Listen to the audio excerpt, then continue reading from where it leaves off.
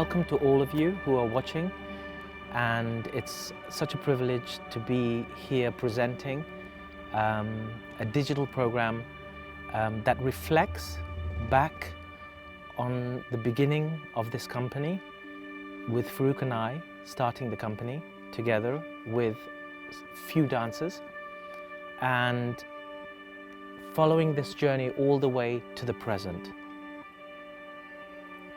One of the things that I feel very strongly about today, and have felt strongly for the last 10 years at least, is the notion of silence. And for a long time through my education within an Indian classical dance context and within my community, Bangladeshi community, I've felt I've always been silent. Particularly because I was perhaps younger than most people in that community, and also because it's not really in our nature to question or to use our voice, to share our opinions so freely within the culture that I grew up in. And so this was burning inside me for many years. And it was not until I had the company with Farooq and until we went on a journey, and over these years, the silence was burning within me. And I felt strongly, especially now, that we cannot be silent anymore. And I mean that metaphorically in many areas, in many layers, not just in my personal experience of my dance journey, but also politically, socially, religiously, economically. And I have to say, I and the AKC, we are privileged. We're in a privileged position to be able to even have the opportunity to share this online. So please accept my suggestion that we must not be silent anymore.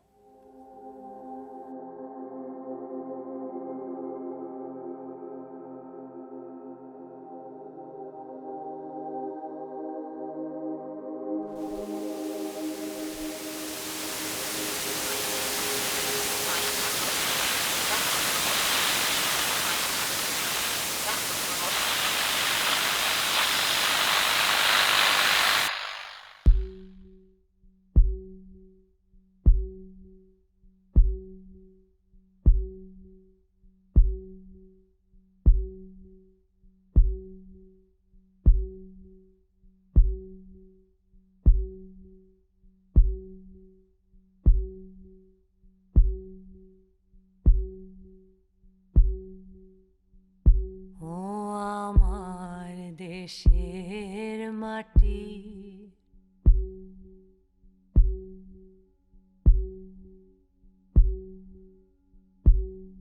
তোমার পরে ঠেকাই মাথা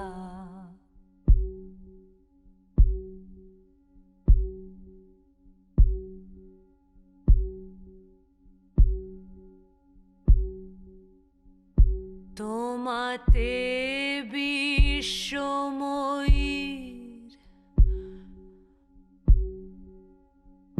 তোমাতে বিশ্বমায়ের আঁচল পাতা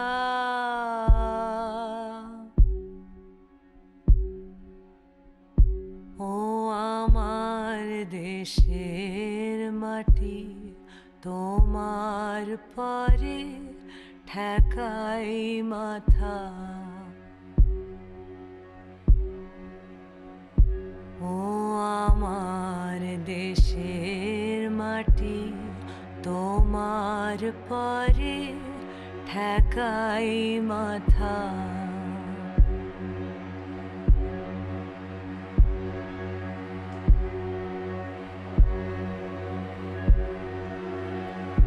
তোমাতে বিশ্বময়ী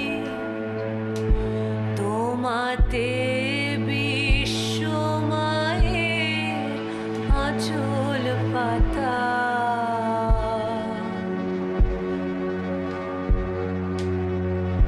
ও আমার দেশের মাটি তোমার পরে ঠেকাই মাথা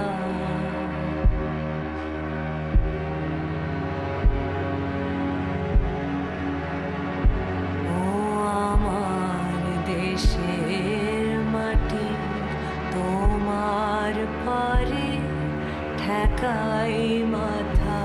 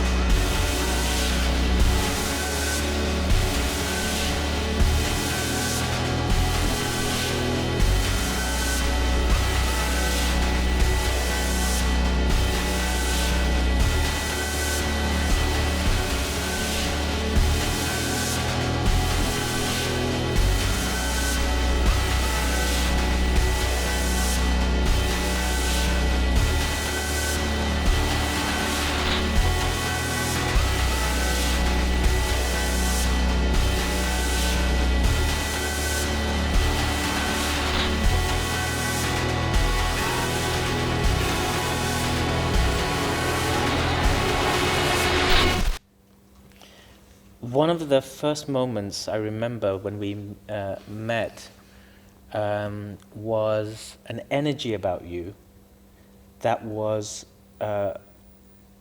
something I had not experienced with other people. It was one that was full of hunger. Most people I met who were kind of being introduced to me at that time were usually all-knowing. So they were not that hungry. Yeah. And somehow they had the answers already. Right. Whereas when I met you for the first time, I felt this real energy of hunger and what can we do together? Let's do something together. Yeah. And that was that was the first time out of everyone I met previous to that really surprised me, and I thought, this is where I want to be with this person. Right. But the person who introduced us, I think, is Jonathan Burrows. Jonathan Burrows, Yeah. that's right, yeah.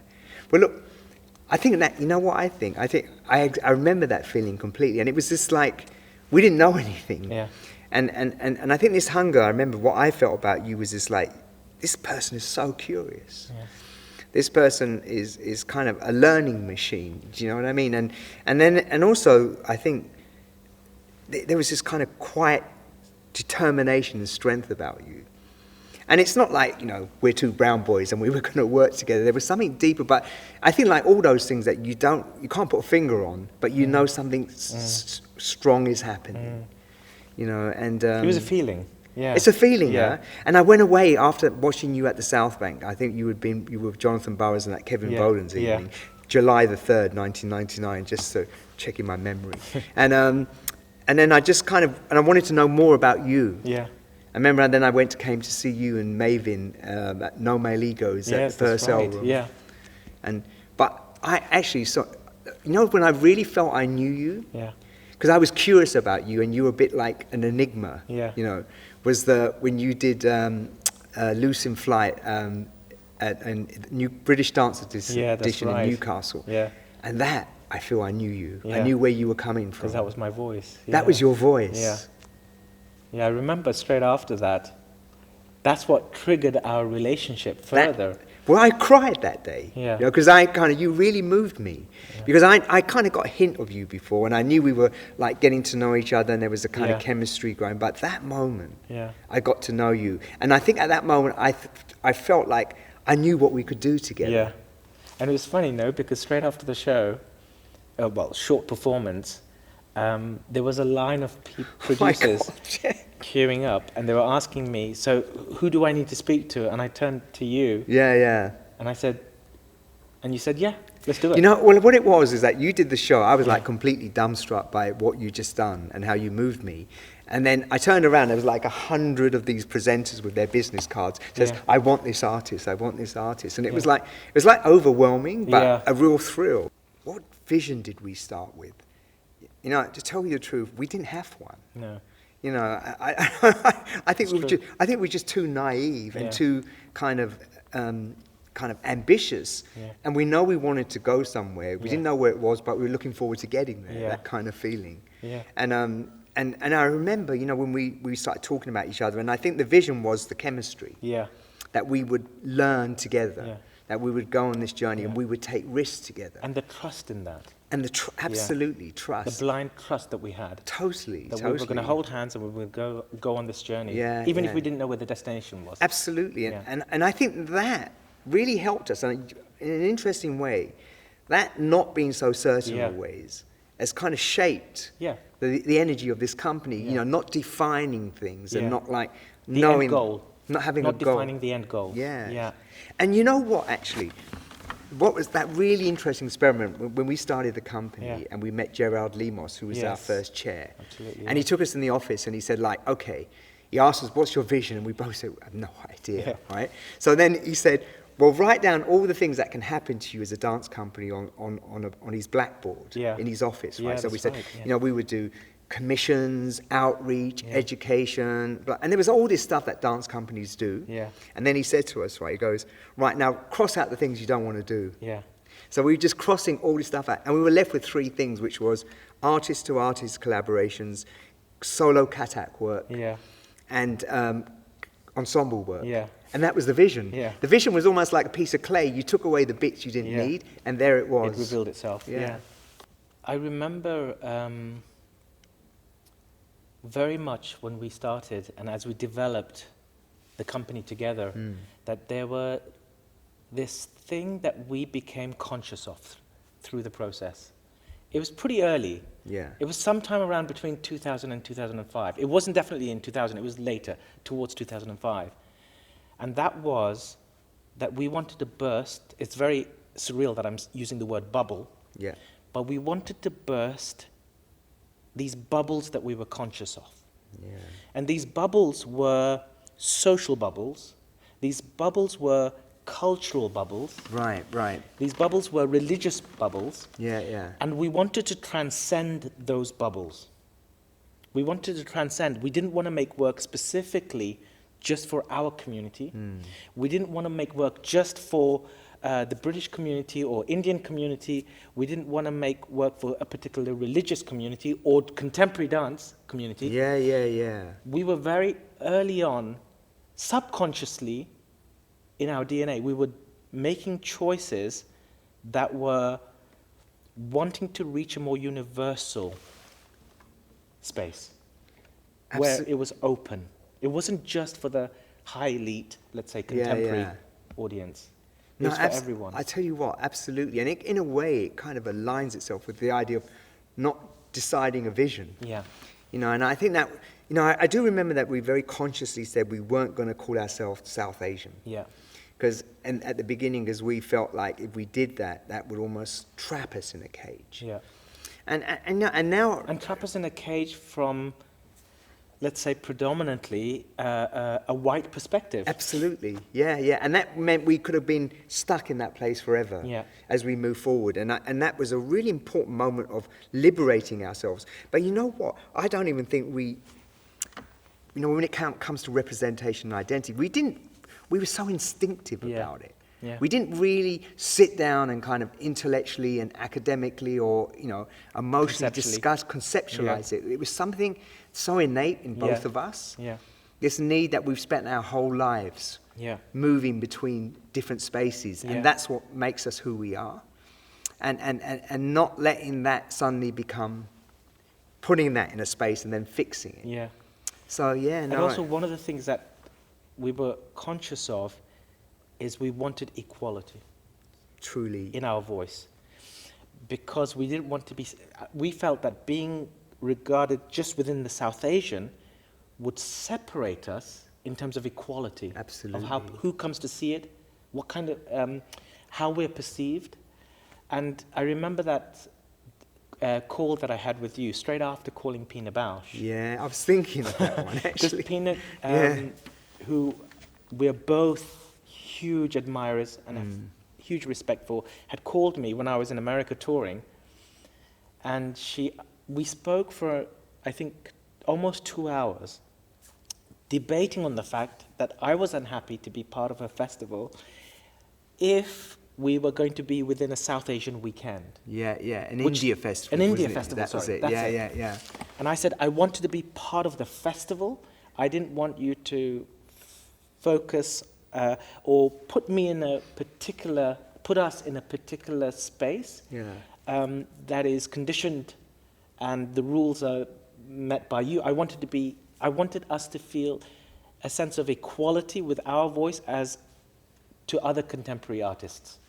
You know what? Actually, when I think of that, so that's 2000. This is the work Ma, right? Yes. So we are now talking about 2003. autumn 2004, or something like this. I think, yeah. So Ma actually premiered in 2004. If you think we're just 4 years, we're stumbling around like babies at Yeah. this moment. We've just barely grown up, right? That takes a lot of courage to say that to Pina. Yeah, that was. Do you know what I mean? And to defend that principle, it's Yeah. such an important part of the career. Yeah. And that now thinks of a really important quality that has taken us to where we are today, the courage of our convictions. Yeah.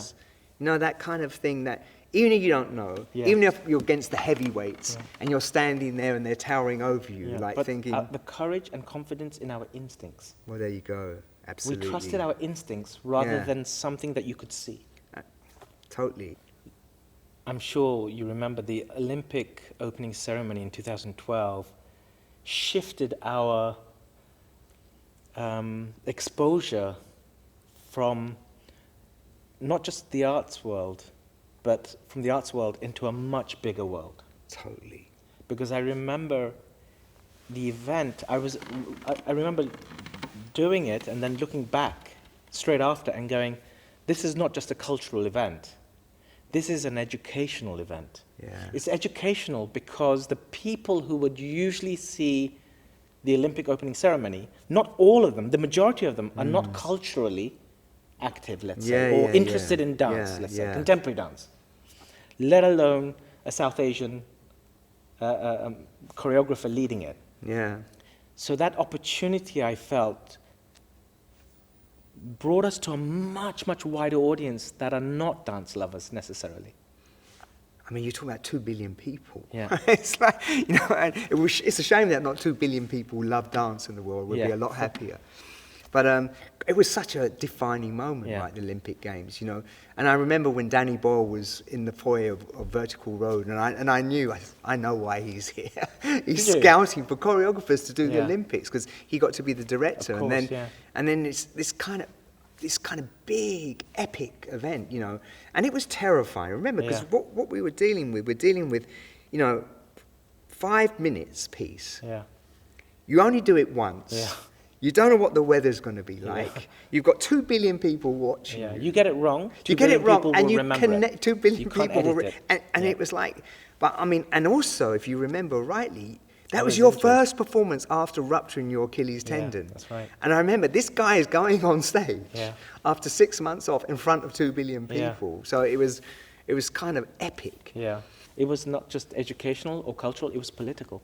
Absolutely. Yeah. And you know what? And also another thing I remember really explicitly from that thing was when you were rehearsing it, and I can't remember the British politician, and I won't name names if I Yeah, did, but yeah. anyway, he says, what has this got to do with modern Britain? Yeah. And, Yeah. and you know, and then you kind of realize actually there's another implication Yeah. about what it represents Yeah. as a cultural shift Yeah.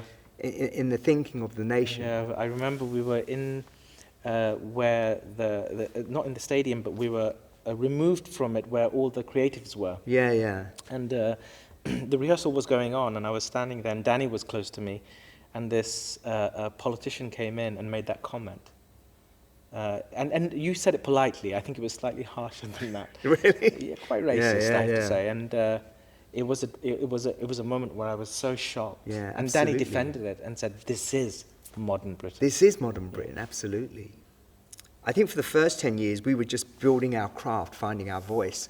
And it made me realize that also as a producer, I had to find a voice as well. I mean, you were searching for your voice and refining your voice and stuff. And then there was a tricky bit. We had a tricky bit, didn't we? After, and I think that's a natural thing because we've been changing. And sometimes we don't know those changes because we see each other every single day. And we found ourselves in a space where we had grown into something different. And I must say, personally, it was difficult, because, to accept change and even though it had been happening. And so we were then, for a long time, we were converging, and then I kind of felt then we kind of started to diverge a little bit. But I think it's just such a beautiful thing as well, because that was a little painful period. But it's allowed us to arrive now with another very distinctive voice and identity, And I feel like I appreciate your work in a completely different way than I would have done. I was more of let's say, with all due respect, I was probably more of a cheerleader in the first part because I'm part of it. Yeah. And now I'm watching it in a very different, with a different lens and a more kind of, in a more contextualized sense of where it sits. And I see nuances and depth in you and the work.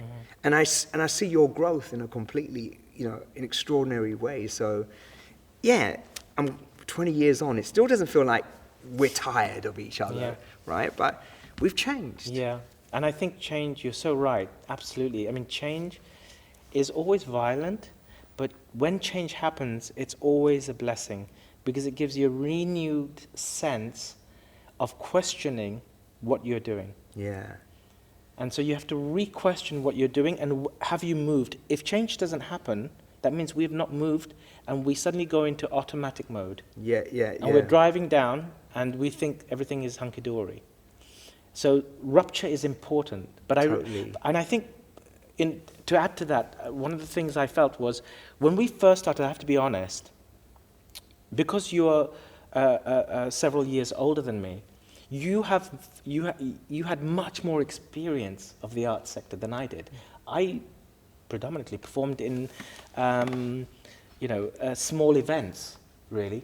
And so in a sense, you were a mentor. Right. Definitely for those first few years, you were definitely a mentor. And still are, in many respects. But in that stage, it's always that father, son, or older brother and younger brother syndrome.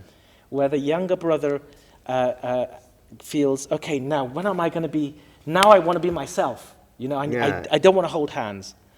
And so it was a real shift. And now we found a way where we are friends.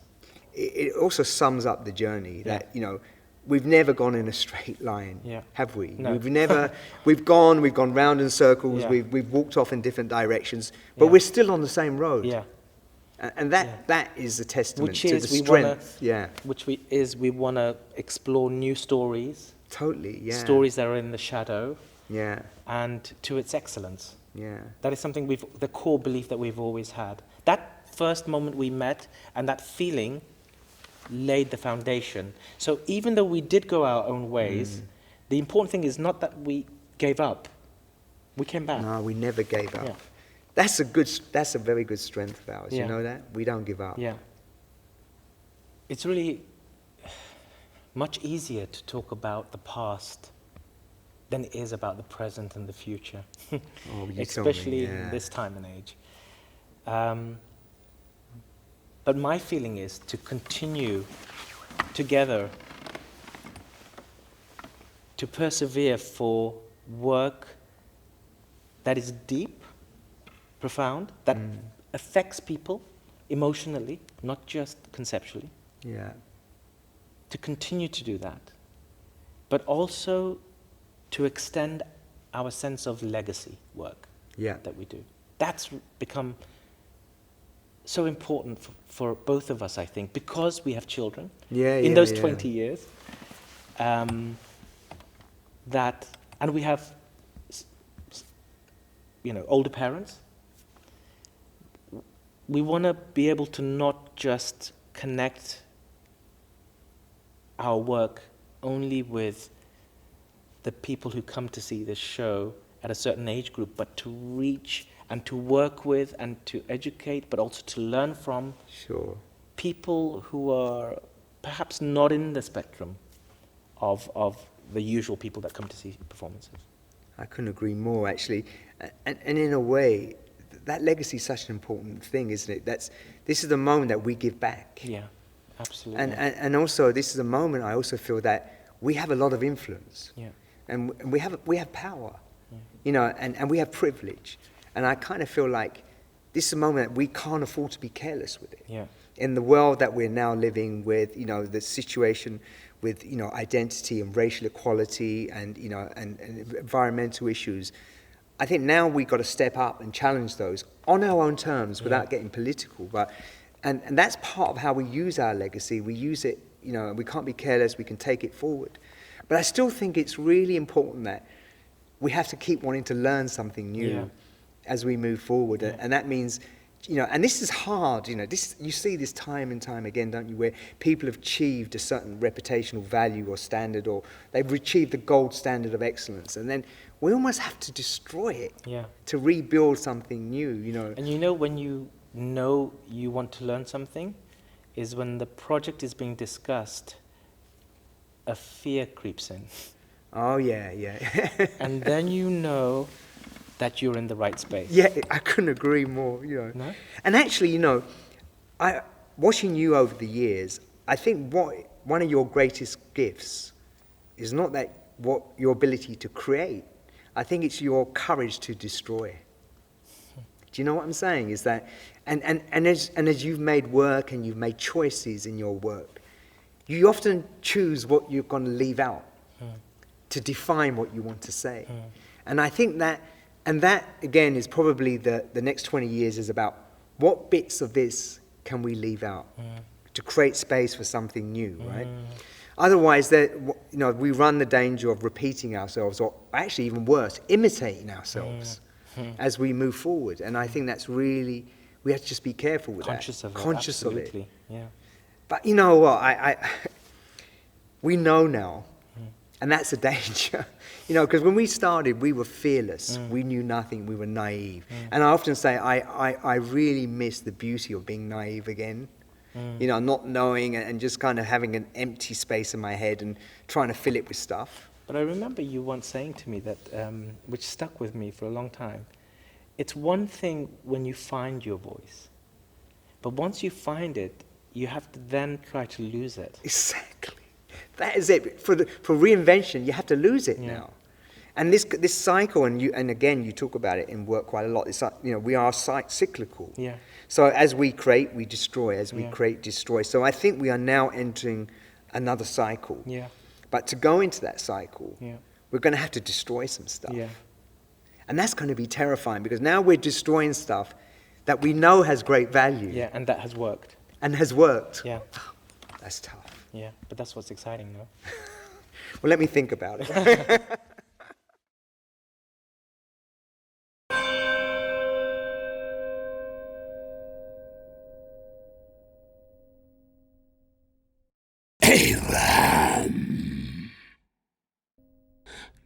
I want to hate you.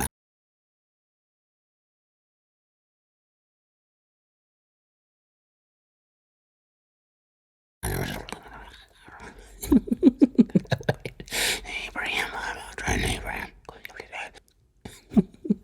So, I want to hate you.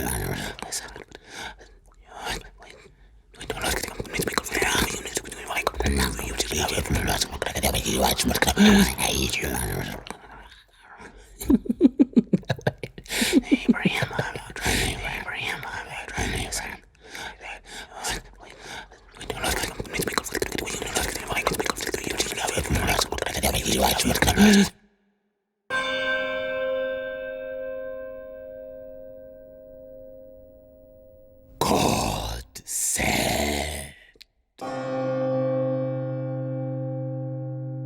said unto Abraham,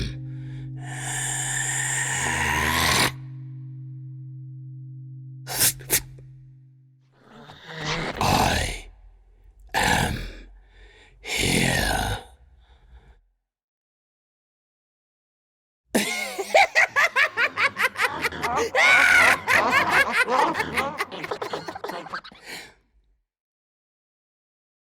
And the Lord said,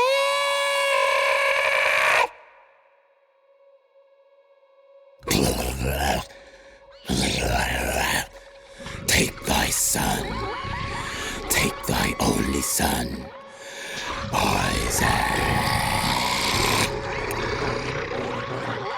who I dust to love. Oh, let me go for down you. Wait, let me go for the stop.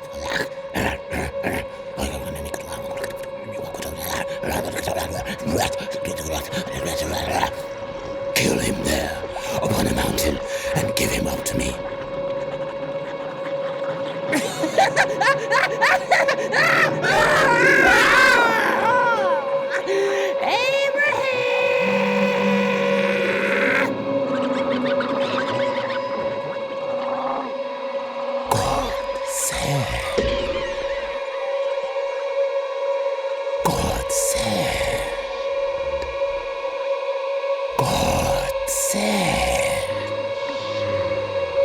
Abraham rose early and saddled with his donkey and took with him his only son,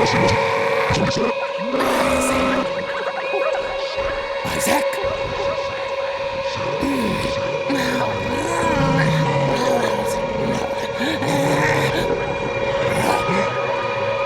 Isaac spoke unto Abraham his father and said, my father, here's the wood and the burning fire, but where's the lamb? For the sacrifice. Sacrifice. Sacrifice. Sacrifice.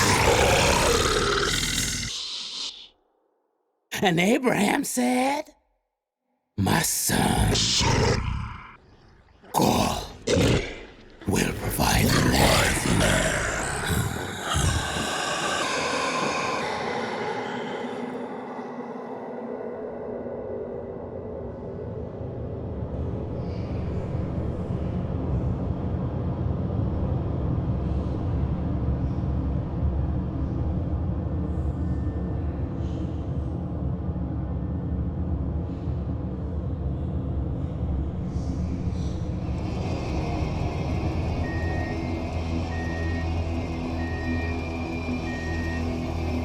ITMO is an acronym for In the Mind of Igor, and that work was a response to The Rite of Spring, Stravinsky's great masterpiece of the early 20th century. The Rite of Spring was a piece that had really great disruptive force in its time, in both its score and its choreography by Nijinsky. So the word that became the foundation for ITMOI and the making of ITMOI, and was a kind of orientation for us in the creation and design, was rupture. And all I can say is, be careful what you wish for. The dancers came from such diverse backgrounds, and of course my job was to ensure that their individualism stood out, but at the same time that there was a coherent collective voice that embodied Akram's voice through them. And so it became very clear to me that it was essential that we looked beyond the aesthetic framework of what his work was or is, that we had to really trigger the philosophical values, the cultural values, the emotional values that underpin his voice. The research and rehearsal process for ITMOI had a difficulty and a darkness within them, which made it a really hard project overall, really difficult to navigate, and sometimes almost painful to watch, I think. ITMOI's got a ferocity. There's really nothing straight or polite or sane about ITMOI. And the process itself was also full of contradiction and tension. We spent a lot of time and a lot of sleepless nights trying to find our way through the complexity of all of the resources and the points of origin of Itmoy. There was lots of labour in trying to discover and release the impulses and the embodied experience of all the dancers. I had a solo, which I guess was the most physical solo I've ever done. I was already exhausted in the first 5 minutes. Akram really knows how to push your limits physically and really engage you as a personality, as a person, as a dancer, as an artist. So I really learned a lot to find many layers and depth in my character, in my dance, in my art. When I came in to rehearse Itmoy, it was a learning process for me actually, because I began to develop a particular style of coaching that would be specific for Akram's work. In order for the dancers to reach the kind of state that they had to achieve by the end of the performance, their immersion and their rigor into the work was uncompromising, had to be uncompromising. And so I really had to develop a manner of sustaining a level of rigor throughout the process, throughout the tour, on a daily basis, because they were performing so much, that would get them used to emotionally and physically working at a peak consistently. This team, the dancers were always full out. I mean, it was inspiring to see them really go for it, and everyone was so talented, and but also very different. And I guess we were able to kind of, support each other and push each other, and to see how far you can go, how physically stronger you can become, and how you can really play with that energy of exploding but also releasing at the same time.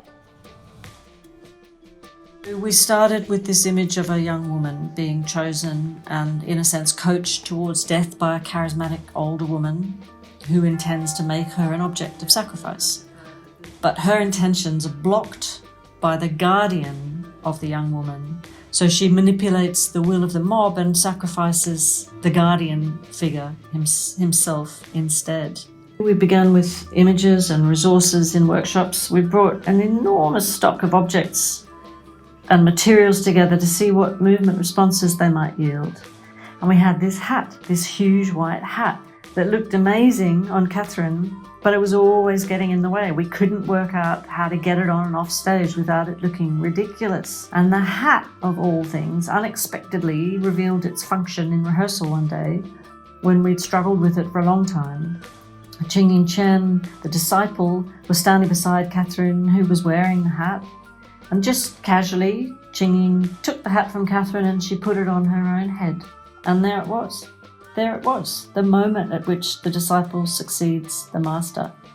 The hat was a symbol of power, not an item of wardrobe.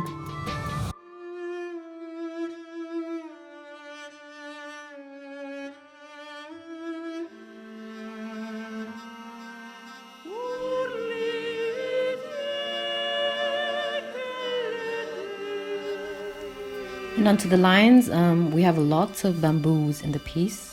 So as Shikandi, I'm kind of practicing with my weapon in one of the solos. So I've been preparing a lot in private for this role. So when I was at home in Berlin, I actually bought a bamboo stick and practiced in the parks during summertime. So I was, I guess, the only Asian person in the park with a bamboo stick and trying to make fighting moves in a weird way.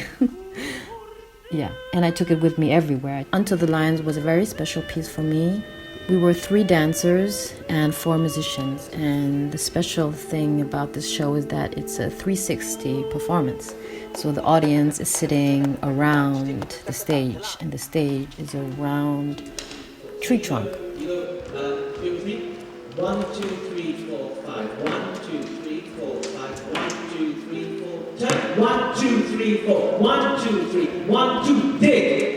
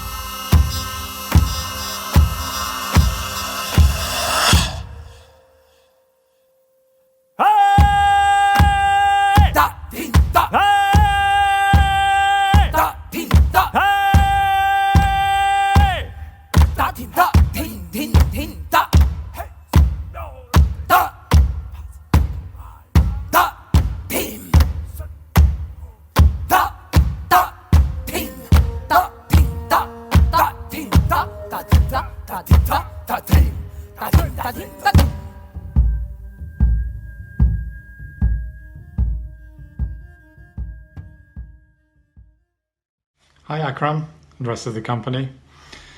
I guess the moment that really sticks in my mind in my relationship with the Akram Khan Dance Company was the first encounter really with the company in Sadler's Wells, and that was 0 Degrees. You may remember that the premiere was planned for the 8th of July in 2005, and on the 7th we experienced the London bombings. And I remember that we weren't really sure what to do, whether to cancel or to carry on. So we did carry on in the end, and we didn't know if anyone was going to come, how they were going to get there. But of course, everyone came on bicycle, on foot, because London was closed down. The transport links were closed down, but they made it to the theatre. And then what they saw was an example of how art can bring people together at times like that and say something about our humanity. And of course the work itself dealt with issues of mourning, of how we deal with death, and it felt like a very, very healing moment and process. And so often in your work that's what happens, and that was just a really good example of how powerful art can be and how it can bring us all together and share in our common humanity. So thank you, and thank you for all the work you've brought to Sadler's Wells over the years. It's just a remarkable history, and we look forward to the future. I first met Akram the summer he finished his studies at the Northern School of Contemporary Dance, and he tagged along with me not long afterwards as part of a research project I was doing in Freiburg, Germany. I used to spend a lot of time in Brussels then, and drink occasionally with Farouk Chowdhury, who was just coming to the end of his dancing career with the company of Anne-Theresa de Keersmacher Rosas.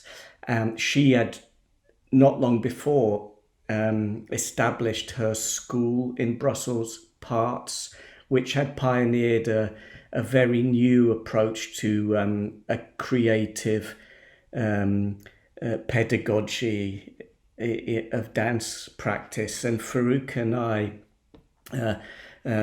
talked about Akram, and we conspired to get him a place on a 6-month course at Parts where he was up against the brightest and the best internationally. And while Akram was there that 6 months, he created a a solo and a trio, which he then performed in a number of places, and it began to establish his reputation as a choreographer. Farouk, of course, went on to manage the work, and I wish them both really well with wherever it goes now. Happy 20th birthday to everyone at Akram Khan Company, particularly to Akram and his long-term collaborator, Farouk, who both started the company together 20 odd years ago, and also to everyone else, both backstage, on stage and in the office. And it's been such a great, privilege and honour to work with you, particularly over the last 10 years on pieces like Desh, Until the Lions and Xenos. And in fact, I worked with Akram on a piece called Fix about 21 years ago, a solo commissioned by Dance Umbrella, and that was my first kind of encounter with Akram. And then we didn't work together through no fault of anyone's for about 10 years, and then the last 10 years has been fantastic. So here's to the next 10 years. Hi there, 20 years, it's a baby company. So, short, 1 minute. 206, Sacred Monster, great experience. Challenging, fun, painful sometimes, but always great. Every performance, a bouffée d'air pur. That's another one for you, Akram. It means a breath of fresh air. And imagine that also, that's what I want to say, since 2006 I try to make Akram understand the meaning of the word émerveillé. Still didn't get it, that's why I have so many white hair.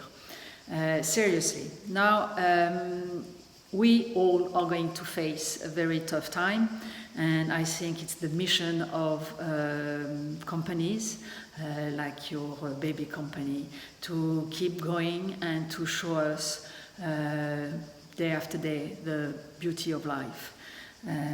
I wish you all the best for that, because it's going to be hard, I think. But you are young and courageous and talented. So happy birthday, Akram Company.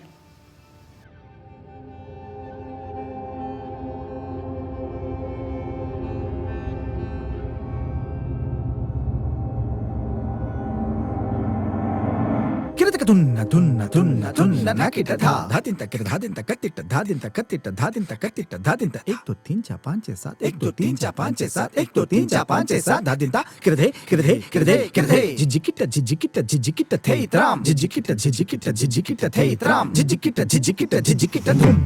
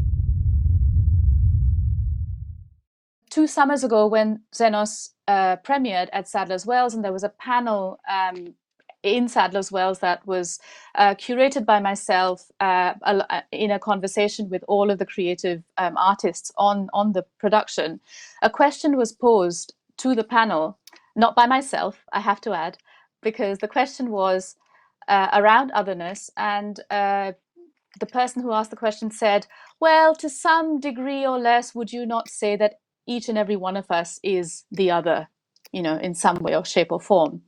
And before I could sort of take a moment to register my own frustration with the question, Ruth Little, the dramaturg for the company, who herself is a white woman and who was answering the question, who was from a white person, really got to grips and got straight to the heart of the problem with the question itself. And what she said was that in posing such a question, what we are doing is we are diminishing and we're disregarding the discourse of power that is at the heart of how otherness operates and how othering operates. And indeed, we are kind of ignoring and erasing the dehumanization process that is at the heart of othering. Now, I bring this up because I think, for me, objectively speaking, what is at the heart of the othering process or the experience of otherness is this relationship between power and power structures and oppressive structures. And saying that, I want to acknowledge that we all occupy positions of privilege in certain contexts, and we all occupy positions of being on the receiving end of power in other contexts. So if I were to position myself in this conversation with regards to otherness, I speak from a place as an able-bodied, middle-class, caste-privileged, cisgendered, straight, immigrant, brown, South Asian woman living in the UK. I have a white Scottish-American partner, and we have a biracial Bengali Scottish-American daughter. I say those things because I can't divorce from those positionalities, those bits in which I occupy dominant positions, and those other bits which make me at the receiving end of power. But there's something quite pernicious about how power operates in these discourses, and that's what I've been really interested in, which is often in my lived experience of otherness, where I am racialized as the brown othered woman, immigrant woman, it often operates in the guise of benevolence or curiosity, or from a place of trying to be nice, trying to be civil and good. And I'll give you some examples of that from living in the UK. So, for example, when I moved into our new home now several years ago, my new neighbor, a white elderly man, welcomed me to the neighborhood and flippantly added, saying, I really look forward to the fragrant biryani smells wafting over across your fence. To which I was quick enough to retort and say, well, I similarly look forward to the wafting of shepherd's pie across your fence. And so that was, but I'm not always equipped to give those retorts. Another example, a white middle-class family friend who herself is a parent to biracial children of Indian heritage once asked me, have I ever considered whether naming my biracial daughter Hira, an Indian name, would be disadvantaging her, particularly in the Western context? Because I wasn't choosing to give her a Western name. A senior colleague in my professional context, a senior colleague in my first job once suggested to me that I might want to teach the sessions on Indian performance in a sari. So these are just some examples of, I guess, what is now termed as microaggressions or everyday racisms or otherness that we experience in the context of our lived realities in the UK for myself. But I do want to mention one thing, is that in all of the situations that I've described above, power firmly stays in place in favor of white Western dominant thinking, even as benevolence is somehow weaponized to cause this psychic social harm to the people who are on the receiving end of it. Well, Royona, thank you for foregrounding the absolute importance of power in trying to understand otherness. A lot of your examples, Royona, you talked about are directly linked to a kind of diasporic reality, with neighbors across the fences talking about biryani wafting over the fence. And I live in a very different context, though I travel very widely. My location is in India, where I guess otherness gets marked primarily through caste. I think all of us are aware of this wonderful book that has been recently written by Isabel Wilkerson on caste, which she sees as the foundations of race. I think that's a very, very interesting kind of connection that is being made. So, sometimes we get locked in our own notions of otherness. We tend to think, oh, caste is only an Indian problem. And if you're not an Indian, you won't really understand caste. You won't really know what it means to be humiliated by caste. Many years ago, I was in Amherst at a very multicultural conference, and there were, my God, the widest diversity of audience that I've ever spoken to. Native American Indians, African Americans, Asian American, Hispanics, etc. Huge diversity there. At some point, I mentioned the word caste, okay? And I felt some obligation to provide a short, explanation of it in the Indian context. And there were these loud protests from the audience saying, you don't have to do that. We know what caste is, And that really took me by surprise. And but in a way that is very heartening, when we are able to share across national borders different ways in which people get discriminated. It's not just my own discrimination. It's a discrimination that is shared by communities within my nation, within my country, but also across different contexts. So I find that very heartening. At all costs, I would say we have to avoid being othered. There are many ways in which you can be othered. For example, in my own profession as a critic, as a writer, as you know, I've been writing about, cultural appropriation and decolonial methods of dealing with oppression from the 70s onwards.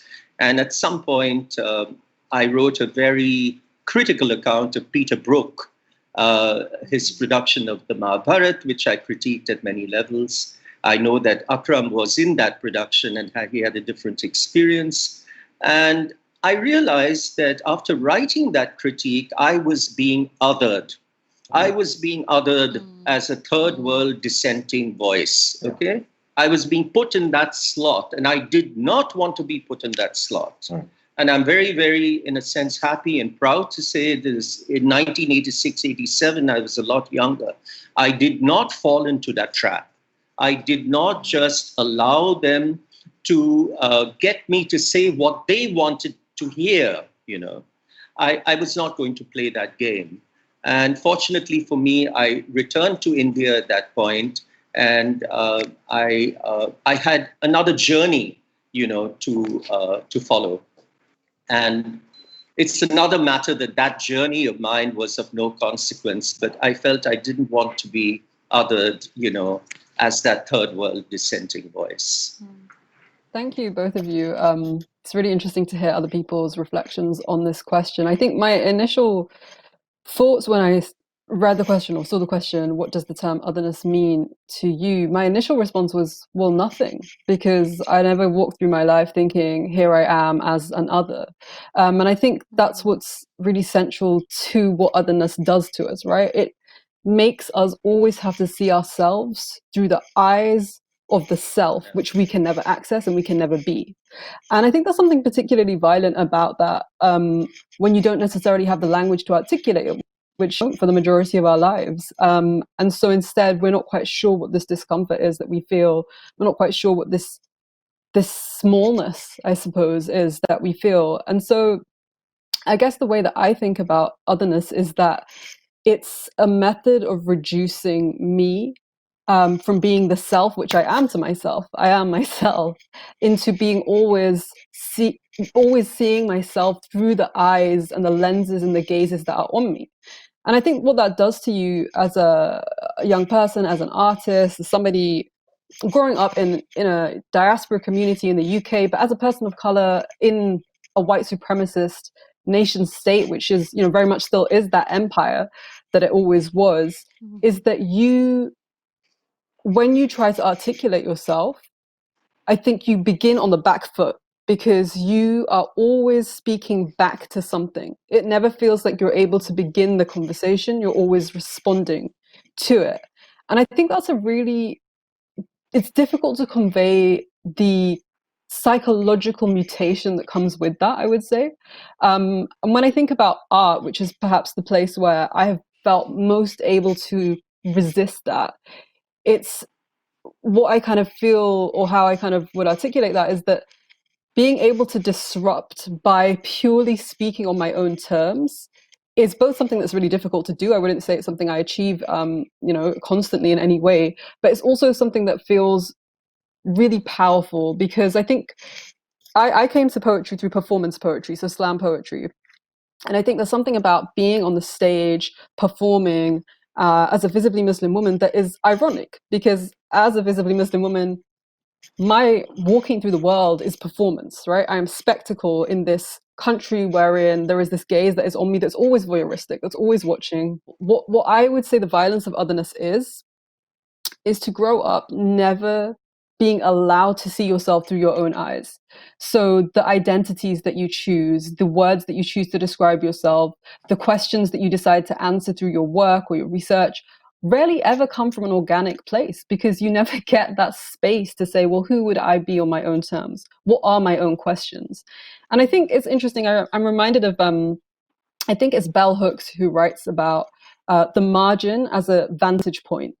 And that really resonated with me when I read that. Obviously, she was talking about the experience of African-American women, but I think in the UK context, if I kind of took that concept for a moment and extended it, I think people who are able to or have to occupy that space of being the other, you learn both to see the self and the other. And that's something that the kind of people who are benefiting from white supremacy or embedded in it don't have. And so if I was to kind of say that there is a way in which otherness is also something we can play with, that we can disrupt and we can kind of disorder, for me it's that we have experiential knowledge of the power dynamic that those who actually operate within it, I think, don't so much.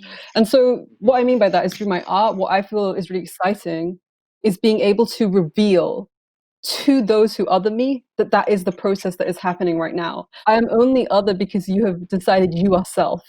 And I am very invested, I think, in that dialogue, because what I think that does is it shows that actually this boundary between self and other is arbitrary. I'm very drawn to the question of power that was being spoken to by Rayana and Rustom. I think with the fragmentation of centralized power, particularly with the nation state, with strong governments, we see an attempt, almost a panic to kind of stimulate a sense of power devolution among various groups and tribes. The great challenge for democracy then is basically a politics that purposefully instigates power implosions everywhere, even as it begins to be tentative about the power it actually has and actually owns. We see that in the fragmentation of politics everywhere. There's a wonderful essay written by the great Polish journalist Ryszard Kapuscinski, and he talks about the idea of otherness as being rooted in a very deep pathological need to fear, simply because we find it very difficult to contain multitudes and have done so all this while. We have a particular problem in Southeast Asia, and that is my lived experience, of course, and very closely related to politics. Southeast Asia very much resembles or is very symbolic or emblematic of essentially how bastardized and chaotic the world in essence is. It still remains a highly primordial culture. As Southeast Asian nations, some from a revolutionary basis, others like Malaysia from a kind of peaceful transition to a nation state, have tried to give meaning to the idea of nation state by very clearly categorizing and segmenting its cultural reality. That has gone on for about 50 years, 55 years, been influenced by all kinds of different ideologies. And as Southeast Asia starts to open up with creating necessary ideological connections with the world, they have been struggling essentially with what is essentially the messiness or the difficulties of their own cultural pluralities. Terms like multiculturalism don't work in this region. I'm very drawn, as much as I wrestle with him all the time. I remember what V.S. Naipaul said about the idea of British multiculturalism, and he called it a kind of barbarism, just too simplistic and fitting people into neat categories all the time. It's a problem that we're facing here, and I think one of the principal problems that Southeast Asia has is a reflection or a refraction that comes from this idea of otherness in what is a very messy cultural landscape. That is a kind of puritanism that creeps in. And there has been now the great fear in many Southeast Asian societies of their own other, the other of their own shadows, of their own histories, and that a process of cultural cleansing has to take place. Hence, this very legalistic sometimes and very highly political, sometimes even violent reactions to cultures within their own realities. So the need to suppress, for example, different influences, the proscription and banning of ritual theatrical forms in the northeast Malaysian state of Kelantan, in various parts of Indonesia, by Puritan forces who want to reimagine a new idea of their own culture. So this question of otherness has become increasingly complicated and kind of transcends easy binaries of identity politics, of East and West, of Muslim and Hindu, of Islam and Christianity, and started also to ameliorate and permeate the very self of individual communities themselves, whether we are Muslim enough, whether we are Christian enough. And I think one of the problems that we are having now in a world that is very galvanized by all kinds of activism, and this is the last point I make, is I think we are struggling with language. Enough of a language to philosophize about these very deep wounds, in living in a social media dominated reductivist culture. I think this is becoming an increasingly difficult problem of grappling with all these layers and all these complexities of otherness, as we have termed it. Being Black and being an American, it's very layered and conflicting at times. When I think of the term otherness, I think of exclusion. My experience of being in a predominantly white field as a classical ballet dancer was that throughout, the beginning years of my professional life, I was the only Black woman in my company for over a decade. And I was told that I was shown and made to feel that I was other.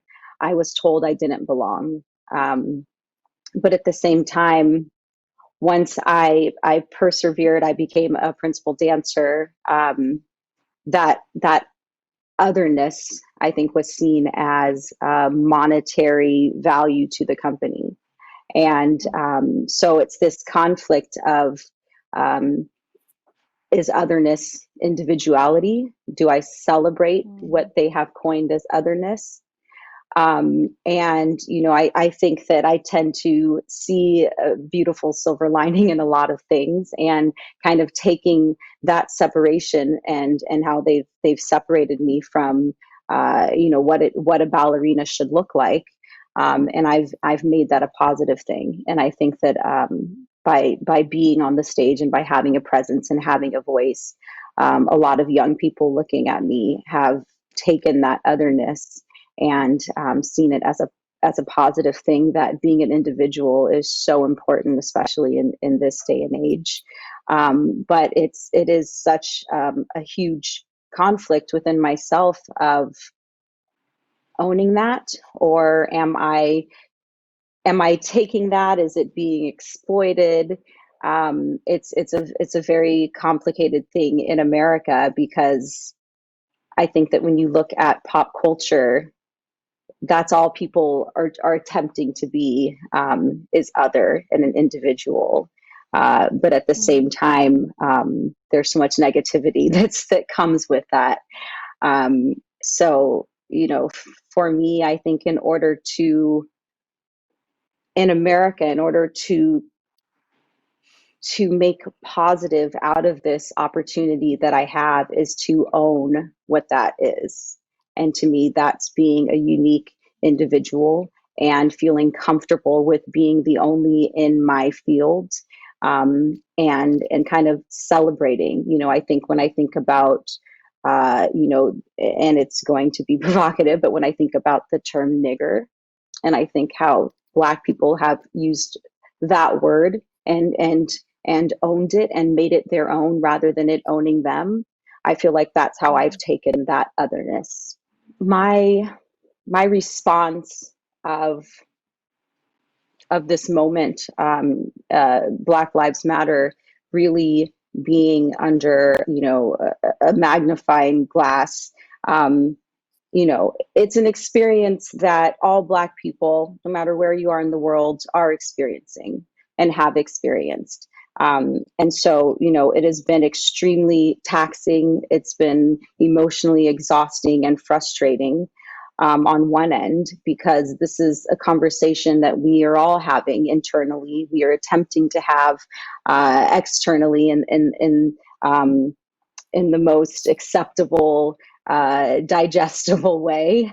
And that's kind of been, the only way to have the conversation actually take place is not to be too provocative and have to exist within these confinements of how you talk about race and racism. But, this, to me, it's an exciting moment. It's an exciting moment. Throughout my 20-year career at American Ballet Theater, I have had these conversations very openly. So I think that my dialogue and my voice has not changed, but it's the first time that I feel I'm being heard. It's difficult sometimes to swallow when I've had these conversations very clearly, one-on-one, whether it was with my artistic director or my colleagues or people within the dance community. And now that we're having the conversations, it's as if they've never heard anything that I've said.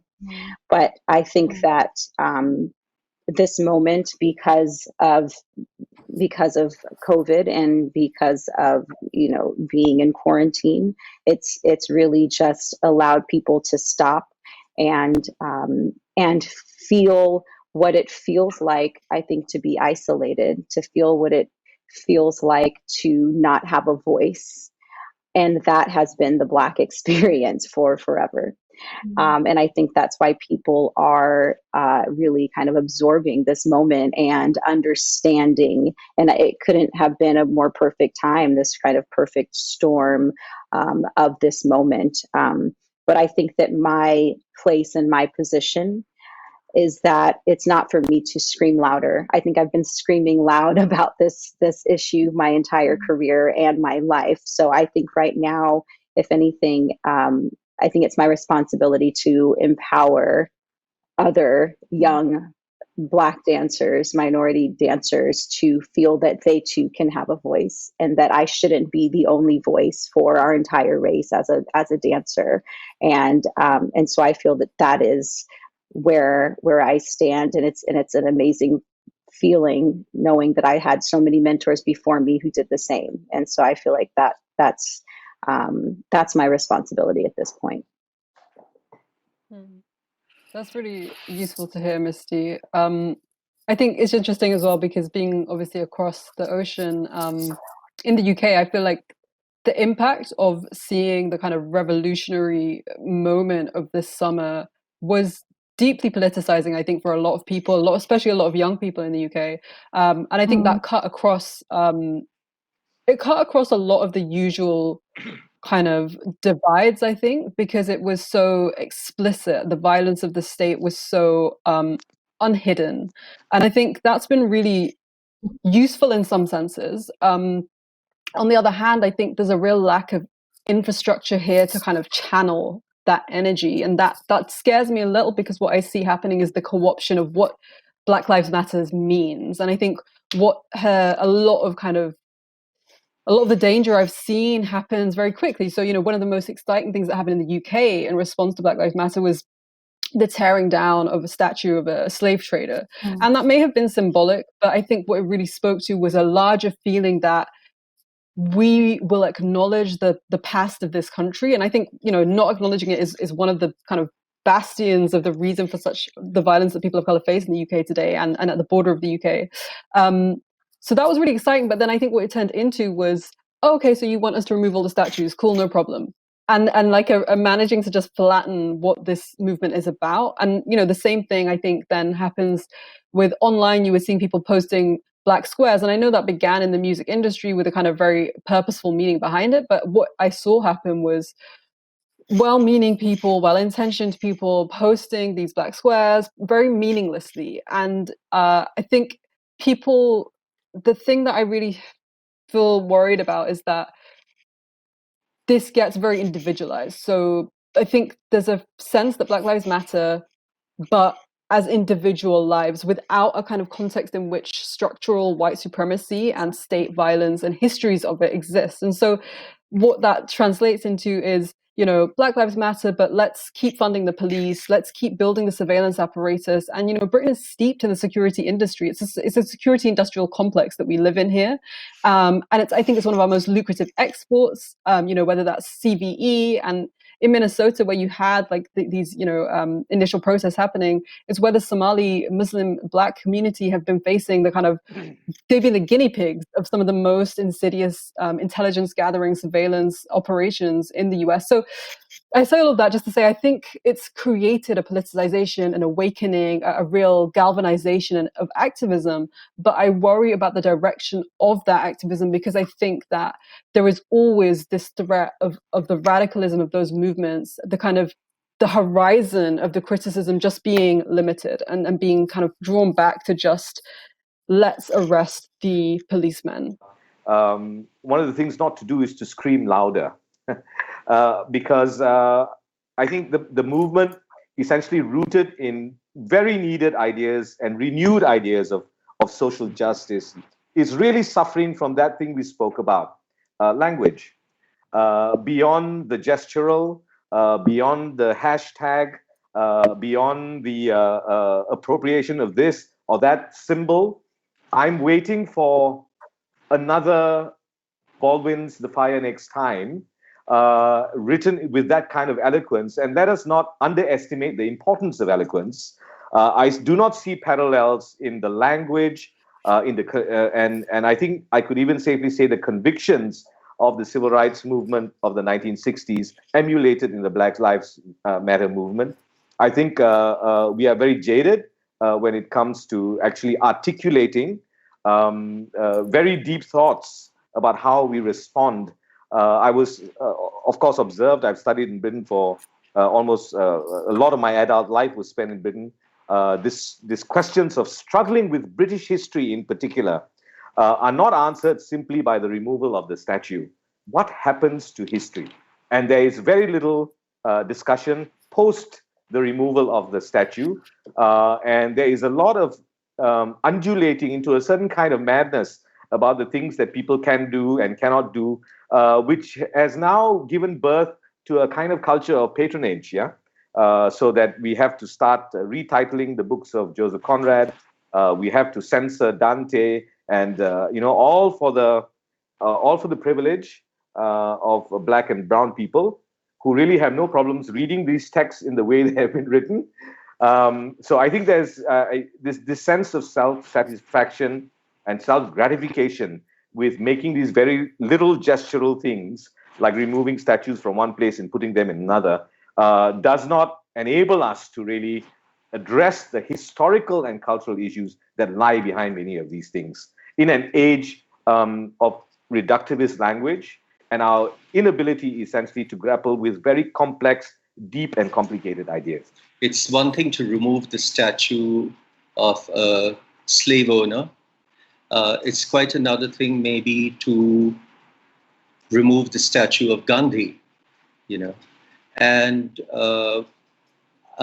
everybody is entitled to a critique of Gandhi, and certainly the worst thing you can do is to sanctify him, to make a Bapu out of him, a Mahatma out of him. But maybe just knocking Gandhi down, the statue, which he himself would like to knock down, I would imagine, because he hated those kinds of emblems, those icons. I think I'm not against rage, and I think there's a place for rage, and rage maybe cannot always have a very eloquent articulation, because if you're mad about something, if you're on the street, maybe that's not the time for eloquence, I would say.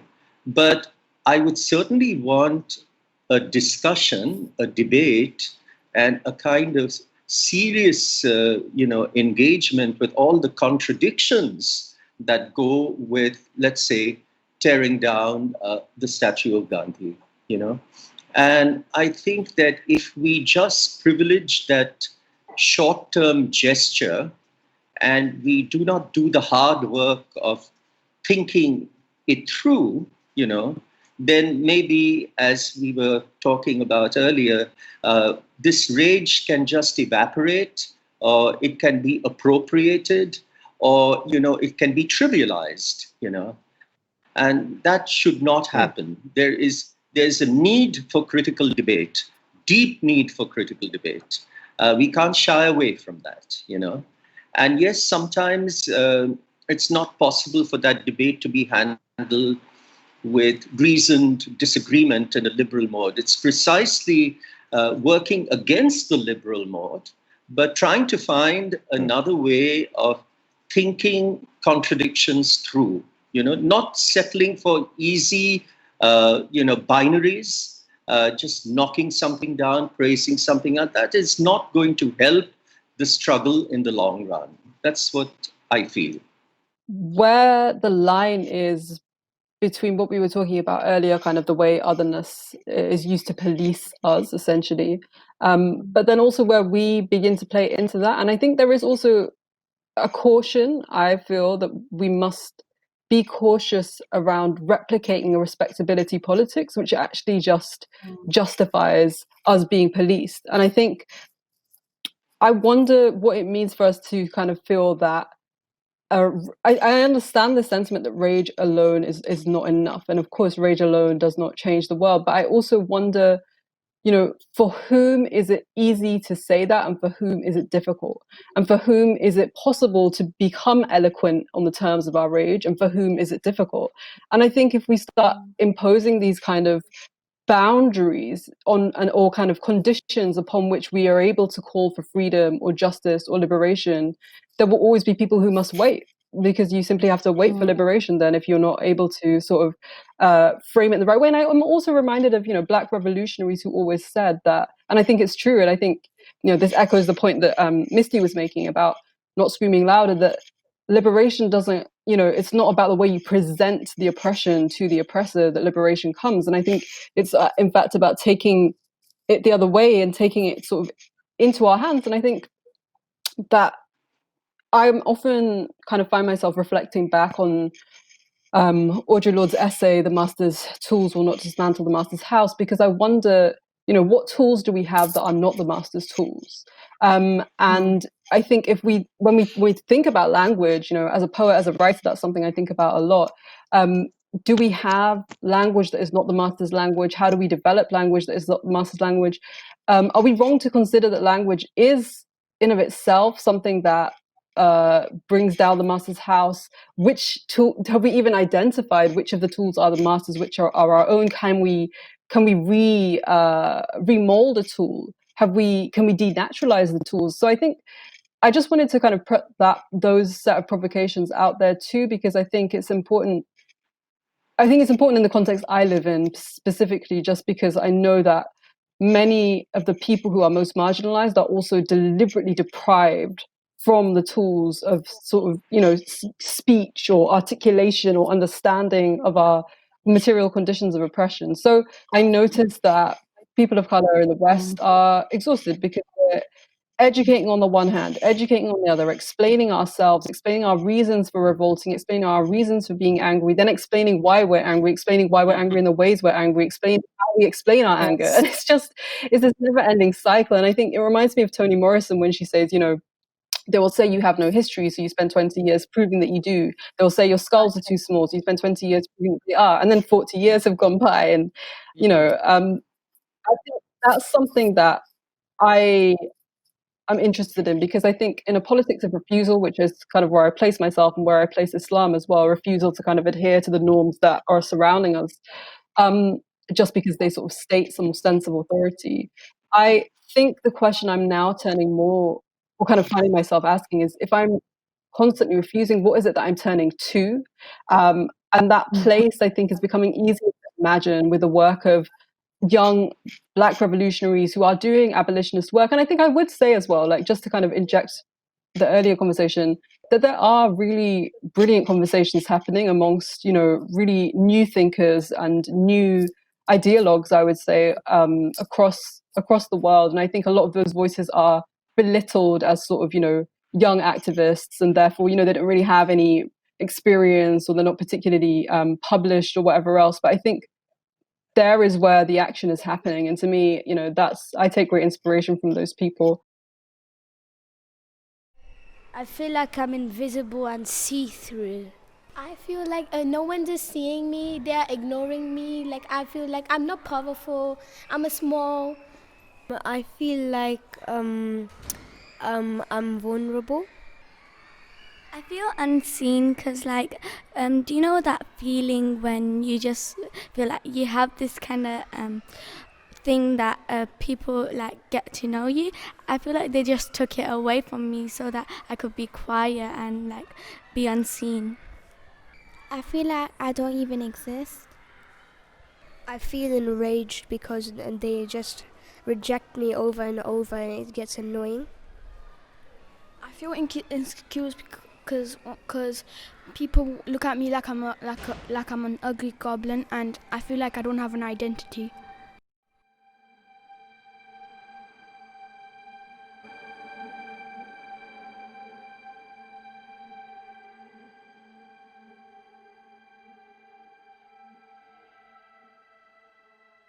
আমি ধরতে পারলে হে মন বেড়ি দিতাম পাখির পায় কেমনে আসে যায়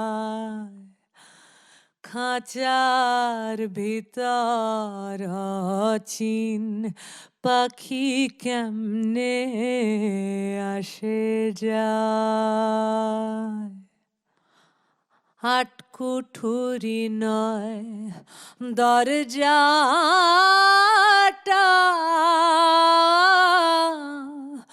মধ্যে মধ্যে ঝরকা কাঁটা আটকুঠুরি নয় দরজাটা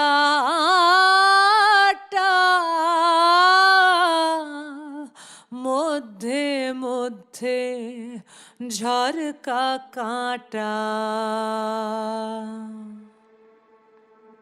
তার উপরে হে সদর কোঠা তার উপরে সদর কোঠা আয়না মহলতায় কেমনে আসে যায়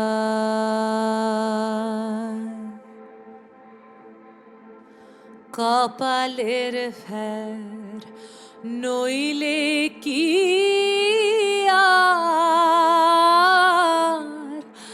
পাখিটির এমন ব্যবহার কপালের ফের নইলে কি আর পাখিটির এমন ব্যবহার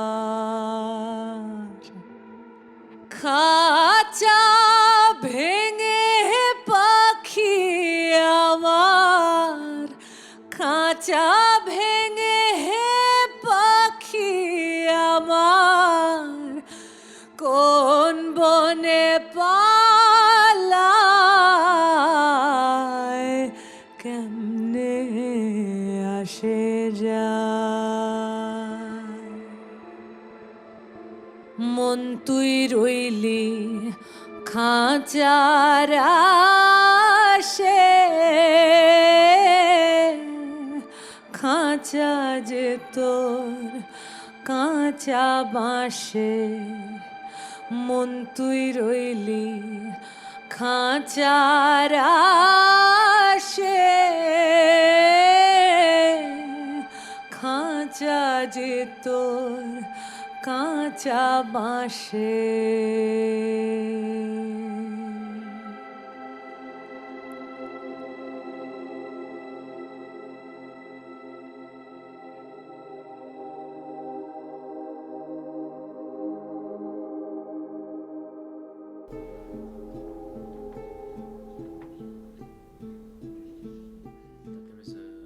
It wasn't clear at all who will become which role. So Akram was very open in the beginning. So we really just played around. We've been reading the story. We've been improvising a lot. We've been learning choreography. We have taken lots of Kathak lessons. I think one of the most difficult things with Until the Lions was to find a place where the work that had such complex mythological subtext to it could, on one level, reach an audience that had no idea of the mythology of the story, and on another level, that would touch people who had a lot of knowledge and a lot of understanding of the story. So I think Until the Lions was really about finding a universal truth that would touch, that would create an experience that was universal, so that Amba didn't just become a mythological character. Shikanti was not just a character, but one found the human connection to those women. Shikanti is a woman who will transform into a man and into a warrior. And only as a warrior he will be able to kill Bhishma and take revenge. Starting with this innocent child that is born that actually has the soul and memory of Amba. She feels that there's something inside of her, this inner force that's trying to push her, and she knows that she has a role and a purpose in life. This story really gave me so much power and motivation to create my version of Shikandi.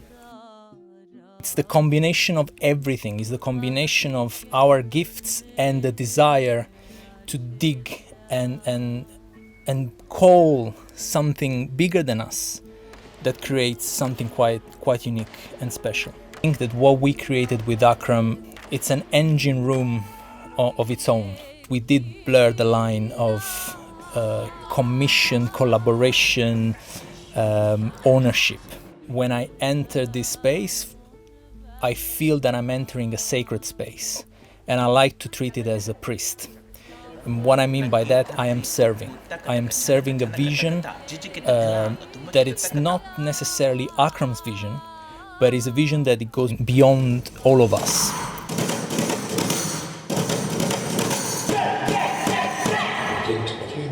I remember in rehearsal, I've been running on all fours, like a dog, kind of, and I remember that when I was a child, that was like my way of moving. I really enjoyed running on all fours, and I always tried to be as fast as I can. And I just did that in rehearsal, and Akram said, "That's great, I want to take that. Can you do that 4 rounds around the stage?" Like then I've been running a lot in the piece. But for me, that represents the hunt, the search for Bhishma. Joy has this amazing physical range that is able to be tremendously open, tremendously diverse in her sense of movement and articulation, and very, very precise. But at the same time, that physical range could easily become a point of ease that would limit us from experiencing the tension and the rage underlying Shikanti's character. And so for us to really experience that, she had to push herself constantly to a level of discomfort, and she had to convince and trust herself about that. I was also trying to have different emotions in the physicality of an animal, but then also switching into the human body. So there's a lot happening mentally, physically, and it is a challenge to really push that bar every time in every show. I really learned through this process and through performing the piece that the exhaustion really takes you to a place of honesty. It really inspires me how Akram asks questions, and during the process and research, it's not that he has all the answers, and he really is honest about that. And I think each individual can dedicate their artistry and propose things, and he's very open to it. But in the end, also, he really knows what his signature is and how he includes his roots and the Kathak and his story and philosophy into his work. And I learned a lot from him, but I'm also able to express myself in a way that makes me who I am as a personality or dancer. I really appreciate that you get a lot to learn, but you're also able to give and share.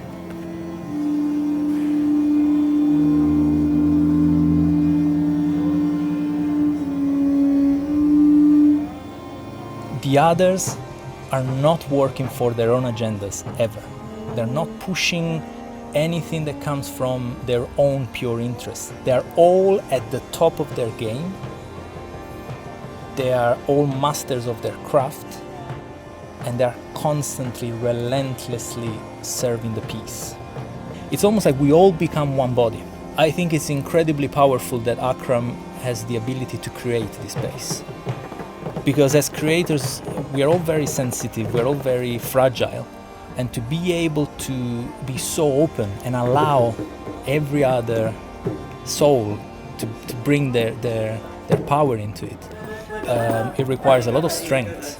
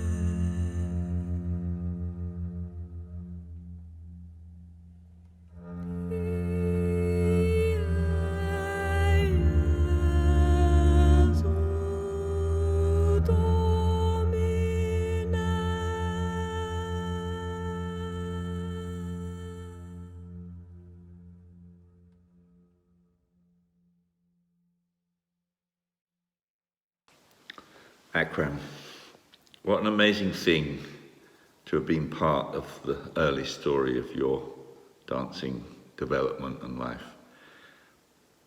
I can remember when we met just outside the Royal Festival Hall, and at that time you were thinking, well, I seem to remember of a tree and hanging from a tree, but that isn't what happened. And I think what was amazing about the whole evolution of 0 Degrees was how you made your personal experience somehow everybody's. I think that you have an extraordinary mixture of discipline and openness. And I think that's what's carried you and all your associates forward. I can just remember you, just saying that every morning for 2 hours maybe, you would practice Kathak in your mum's kitchen. And I sort of feel that that was the foundation of everything that happened since. We love you, Akram. We love everything that you've brought to the life of dance here and all over the world. It's been a pleasure to work with you, to know you, and to watch the effect of your extraordinary energy and inspiration, and how that's irradiated all of our lives. Carry on. It was Akram Khan himself who introduced me to modern dance. To my shame, and subsequently I've discovered my great loss, I hadn't shown much interest in the form to date. So I went to see him at Sadler's and I was hooked. Like many late converts, I became a bit of a zealot for his work. I've seen every piece he's done since. And we met and talked about doing a huge piece for the Olympic opening ceremony, for which I'd been appointed artistic director. So we had this brilliant space and opportunity and incredible platform for him and his work, but we didn't have an idea yet. The Olympic opening ceremony is a weird mixture of national showcase, high art, showbiz, and rampant corporate opportunism, for which I knew Akram would be an antidote. So I'd imagined him dancing alone if necessary. Such was my growing deification of the man. But then he ruptured his Achilles tendon. Now, I knew this was serious, but until I told one of the other choreographers in our team and saw just how white his face went, he said, "We're 6 months out. He'll never recover in time, Danny." But recover he did. And of course, he not only adjusted the performance to absorb the problem, but he made it the idea. Mortality. How it will always accompany us, how God will always laugh at our plans, and how we rise and respond to it. Thank you, Akram, and congratulations on 20 wonderful years of the company. Congratulations, Akram Khan Company, for 20 years. Congrats. My name is Aditya and I'm the vocalist on Xenos. And I'm Maithili and I'm one of the dancers in Outwitting the Devil. I'll go first since I met Akram Bhai first, and I was really happy to meet him on the New Parks Festival in 2016, I think. He was touring Toro Baka, and I was on tour with my band, and I had heard a lot about Akram Khan through my sister, who was a big fan, and I'd never seen his work, or I hadn't met him, but just being around him, I felt some sort of like an intense inspiration, just talking to him and definitely watching Toro Baka, and then seeing some of his lecture demonstrations he did while he was on tour. I just felt like I wanted to be around him. I wanted to ask questions. And he was just so open to having a dialogue with someone who's so much younger and so much less experienced, and he just had such an open dialogue with me, and I found that so beautiful and inspirational. And I was lucky that he asked me to tour with him on Xenos shortly after that, and we've been touring for the last 2 years, and we're waiting to get back to it, hopefully very soon. And Aditya always tells me how lucky I am that he introduced me to Akram Khan. That's right. And it's true, actually. When he was touring with him in the Park Festival, he said, you admire Akram so much, why don't you just write to him? And I did, and Akram was immediately so responsive, so encouraging of, again, like Aditya said, somebody so much less experienced than him. And it was just so inspiring.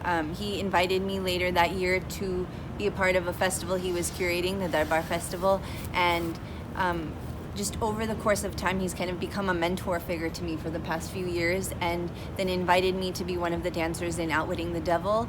And just the process of being part of his process, being part of a process with somebody whom I look up to so much, has been amazing. The touring with Outwitting the Devil, the process has been amazing. Yeah, and something I've really gained from these years with Akram Bhai and the company is seeing how he finds artistic fuel in every interaction in his life. And it's not just about the music or the dance. It's about he would find inspiration in Netflix. And I remember once we were on a train going to Toronto from Ottawa. It was a 3-hour train journey, and I think we were all pretty tired. It was an early morning train, and I walked by his chair, and he was on his laptop watching Hasan Minhaj's Netflix special. And in my head, I was like, oh, finally, he's just taking a break and just relaxing and watching some good old entertainment. But as I was talking to him about that special, I found out that he was actually, it wasn't a break for him. He was using it as a learning experience. He was observing how Hasan Minhaj's body language would change when he would tell certain jokes. He was just watching every little detail, and it's really inspiring to be around someone who finds so much inspiration in life around him, because it really opens up our possibilities to find that for ourselves as well. Yeah, same. It opens your mind up so much to be around somebody who's like absorbing everything around them. And even for us, what was really beautiful, I thought, for me, was the creative process of creating Outwitting the Devil, because he would come into rehearsal every day, having gone through footage, stayed up all night watching footage of rehearsal, but also we would have conversations about what's been happening in the world, about everything that's sort of been feeding that moment in time. And for sure he would have had a conversation with the Uber driver or the taxi driver on his way to rehearsal, and that for sure would have fed into, you know, his thought process. And so it was really beautiful, I think, just to see how an artist's mind is so open to absorbing everything, and that finds its way so beautifully and so organically into his work. Absolutely. So that's we've taken so much from that, I think. And I think another thing he does so beautifully is make everyone, all his collaborators, feel so comfortable, welcome, and in this very beautiful creative space where all we have to do is just be. We don't have any other distraction, and I think that's also that attitude has also trickled down into the company itself, and every member of the company makes us feel like we're part of the family, and I don't think it's ever felt like It's never felt like a company. Yeah, it's always felt so much like a family. We feel yeah. so much love from literally every single person. And for me, you know, I've been away from my kid, from my family, touring, and to be honest, don't tell them, but I don't feel like I'm away from home. I feel very much like I'm with my family. Yeah. No, it's true. It's true. It is our second family, and we're so grateful to be a part of this. Absolutely honored. Any funny anecdotes? I have an anecdote. We have a lot of amazing, experiences together. I have one that doesn't make me look very great, but it was before the premiere in Stuttgart, premiere of Outwitting the Devil. We had all been away for 2 weeks or something before we had come together to make the last minute kind of tweaks and changes before the premiere. And I was asked to stand in for Jimmy for one part where he's supposed to be dead and he's on the floor. And so I had no problems laying on the floor and taking a little break. But because I was jet lagged, I think I dozed off a little. And when I woke up, I had Akram towering over me being like, "She's asleep!" And he said, never in the 20 years that I've run this company has anybody fallen asleep during one of my rehearsals. Yeah. And so, I was very honored to have been the first one to do so. Yes. And never in my 2 years, except for this one day that I'll tell you about, have I heard Akram really raise his voice. He's always kind of very even keeled, composed, collected, yeah. Calm. At least in my opinion. I don't know if other people would disagree with that. Love to ask Yuko. Yeah. But there was this one specific performance where my dressing room was right next to his, and usually mine is the farthest from his because I have a loud voice and I do my warm-ups before the show, so I think he purposely creates that space between us, which is fair enough. But this one, I was right next to him, and after the show, from his room, I heard a lot of yelling and a lot of F-bombs being thrown. And I was really surprised. I didn't know if he was just pissed off with the show or what happened, but later I found out is from Mashita that he was taking his ice bath. Mm-hmm. And I guess that's when you can really hear him get really pissed off is in that ice bath. The post-show moments. Yeah, and another amazing post-show moment, there's many of them, but it's getting dinner with him or getting a meal with Akram Bai is just the best because he orders everything on the menu. And he usually finishes all of it. Yeah, and we're always oh my God, you're gonna order that too, but he shares it. We get a little bit of everything, so it's just such a fun experience, touring, traveling, and being a part of the AKC family. Mm-hmm. It's been amazing. It's been such an amazing experience for both of us. We're so honored to be part of this company, part of this family, and we look forward to the next 20 years together and we'll maybe be making more. another one of these on our 40th, on the AKC 40th. AKC 40th, yeah. So for now, we'll wish AKC a happy 20, and thank you so much for making us a part of your amazing, amazing family. Thank you. Congratulations. Bye.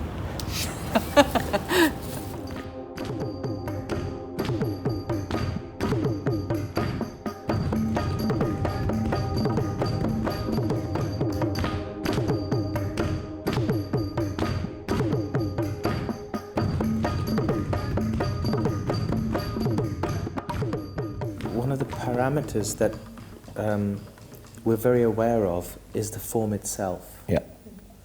And the form is a vessel. Yeah. And for us, if it's immersed, we feel it is universal, it goes beyond the form.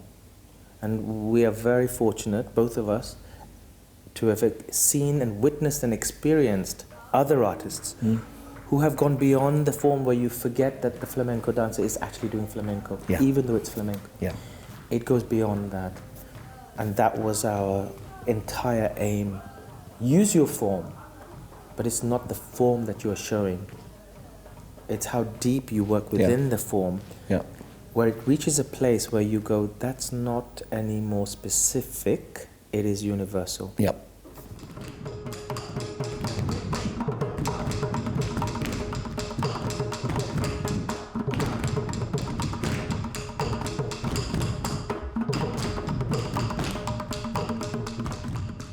I think we both came to a place of really feeling a sense of responsibility as well, in terms of if the two of us as senior artists, if you like, were in a position to guide in some way, because at the same time we have always said it's not completely our jobs. We have our own responsibility to our own art. But there does come a time when you feel a sense of duty to a new generation of artists. How do we support and guide them into a particular direction of working that is best going to help them develop a particular sense of intelligence into working with their practice as Indian classical dancers, having a conviction with their form, and then being able to apply that into a rigor and a practice that can sustain them through a journey professionally, in this case. Each session has been so impactful, but it's also been so rigorous and tedious. Every minute we're constantly challenged and failing and deepening, and it's like tiny grains of sand that are being stacked up. So it's such a slow and languorous process, but I think for me that's been very challenging, but also extremely inspiring, and to really push out everything else and just be present. This kind of immersion, I like the word immersion rather than surrender, because I know that my ego is not non-existent, and surrender requires that sense of non-existence of ego. So I like to use the word immersion. And I think this kind of immersion and detailing, every little bit there's an intention. It's not, we just do it, or we've learned it, or we do it well, or we just turn, or we just stamp. No, there's a reason, and there's an intention, and there's a depth to it, which has been fascinating. I really like being pushed, and we try to push ourselves when we're in our own practice, and both Maven and Akram have said this, it is very solo practice. Whether you're choreographing on people or on yourself, it is very lonely, and you can push yourself only so far. And so I think having class, doing new rep, that is completely outside of my comfort zone, but also understanding the process that goes into that choreography has been really intense.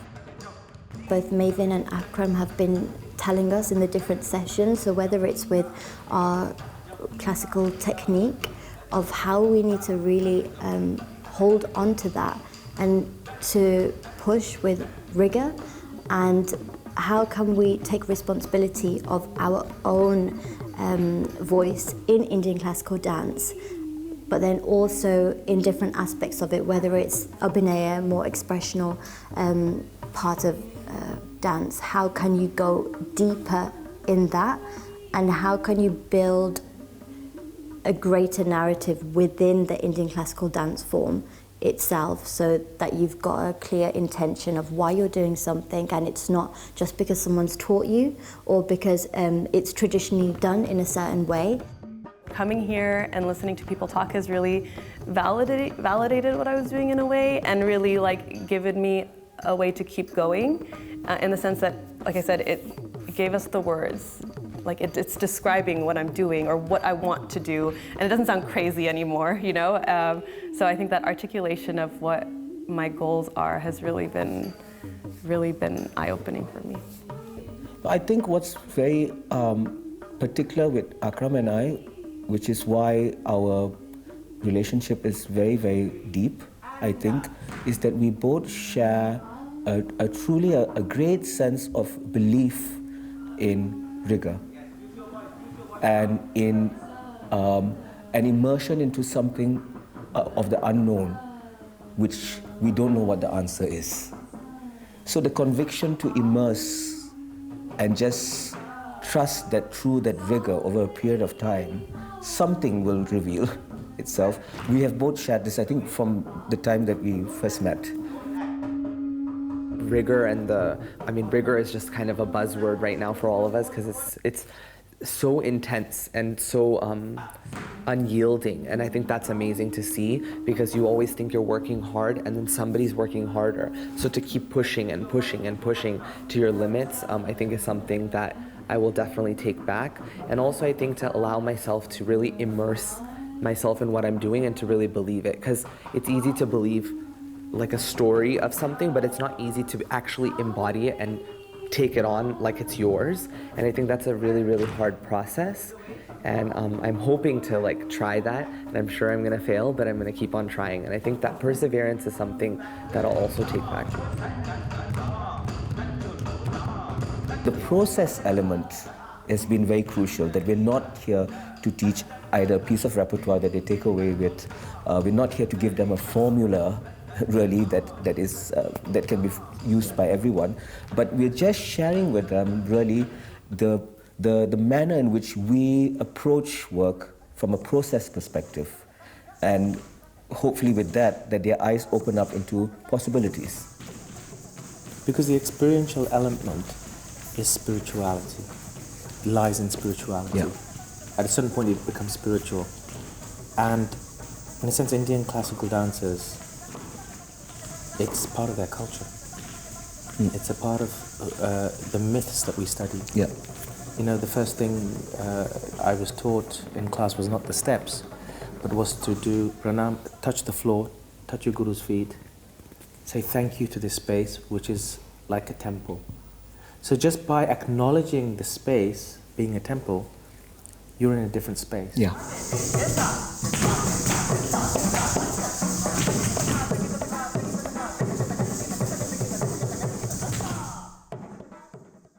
Although I'm skeptical about rebirth, I feel an ancient connection to Akram and Farooq.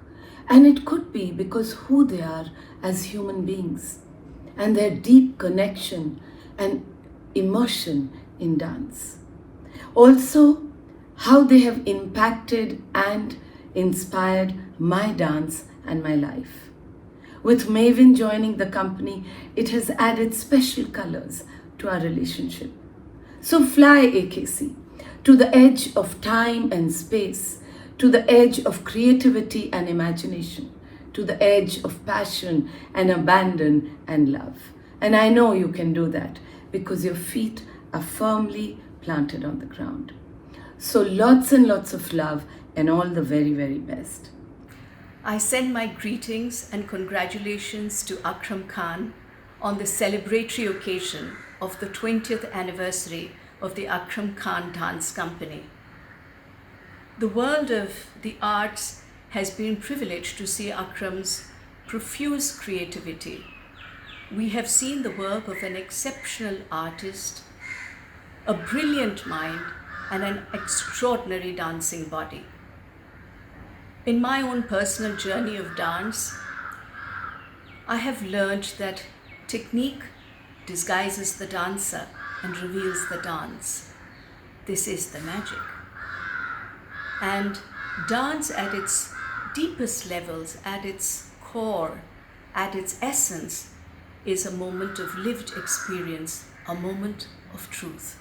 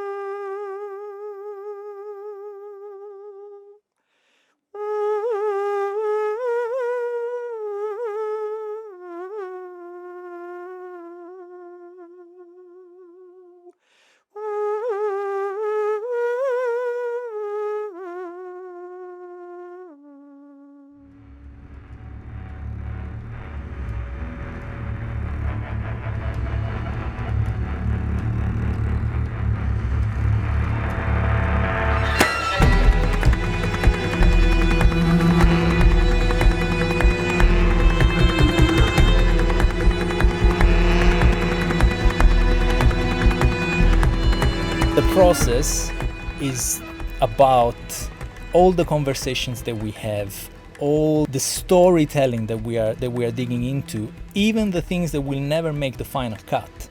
The whole process is informing the creation of the various aesthetics, which then becomes a whole.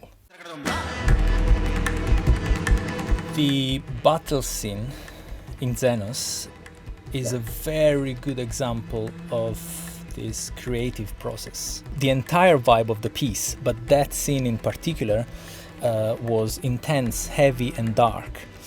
And the music was carrying this energy, but the melodic element of it had something that was almost comic. There was an element of lightness on top of it, which for me was a way of mocking the military elements. We were all interested in this contradiction. However, it wasn't working. And funny enough was Michael that very clearly at some point said, nope, doesn't work, guys. Like, I love the piece, I appreciate what's happening here, but it doesn't work.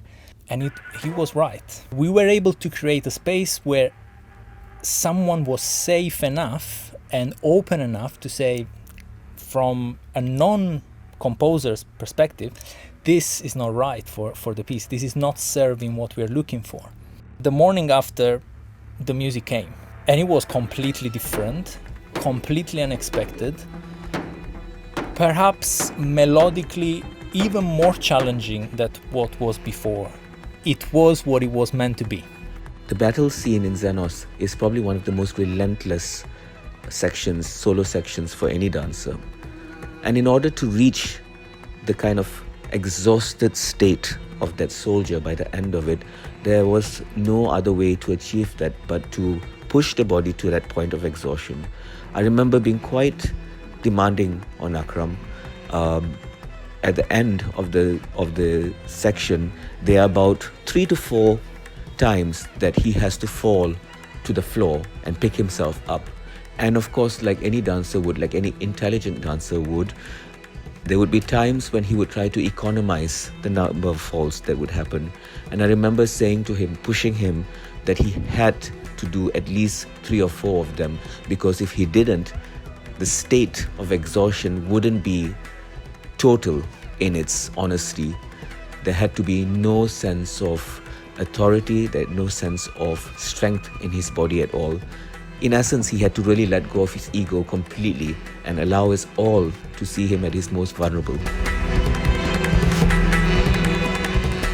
Throughout the process, Akram was really following Peter Brook's guidance that movement must come first. That the moment you try to express an emotion, you're really only imitating it. Instead, by entering into a physical state, the feeling will follow. And that means staying with the myths, the dreams, and the characters, and the situations, and trusting that rehearsal and repetition and pushing ideas to their edge to find what they can sustain will help to clarify your intentions and give form to what's essential. And they will, but not necessarily in the way that you might have imagined, and not necessarily until the very last minute.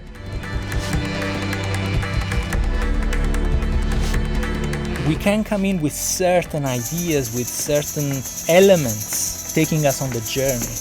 But the truth is, none of us know until the end, really. We want the piece to tell us what the piece is.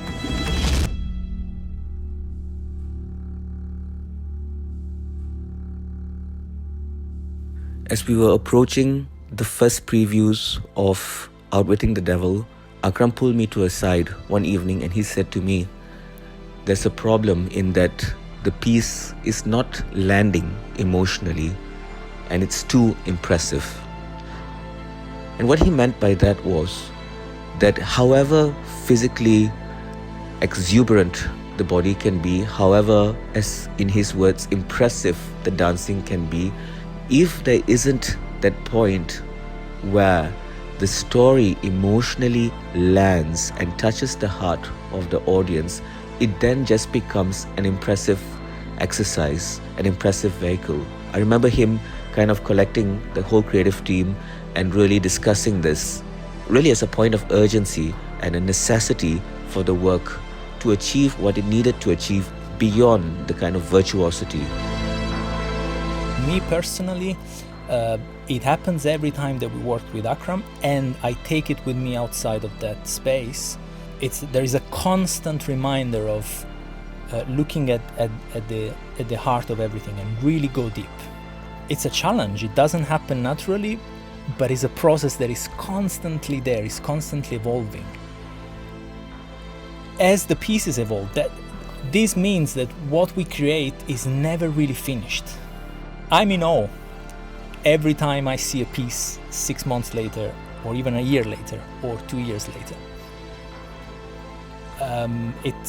The piece is alive of its own, and usually it grows, it becomes more alive, and it's a very powerful experience, and I think it shows honesty.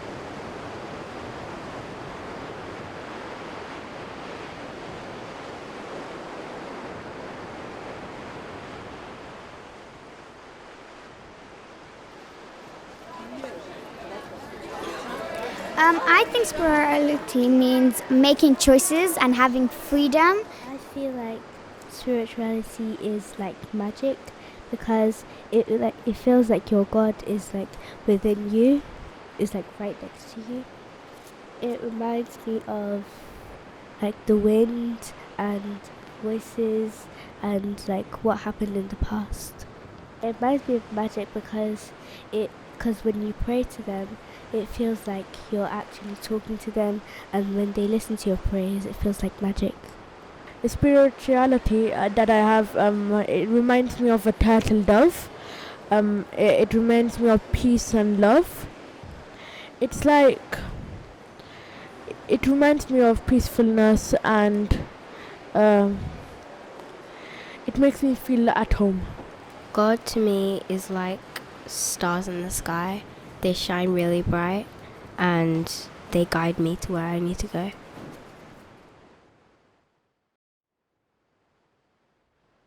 Maybe I'll just begin by recounting a little bit of the understanding that comes of what is God from the point of view of the hunter-gatherers that I've been working with.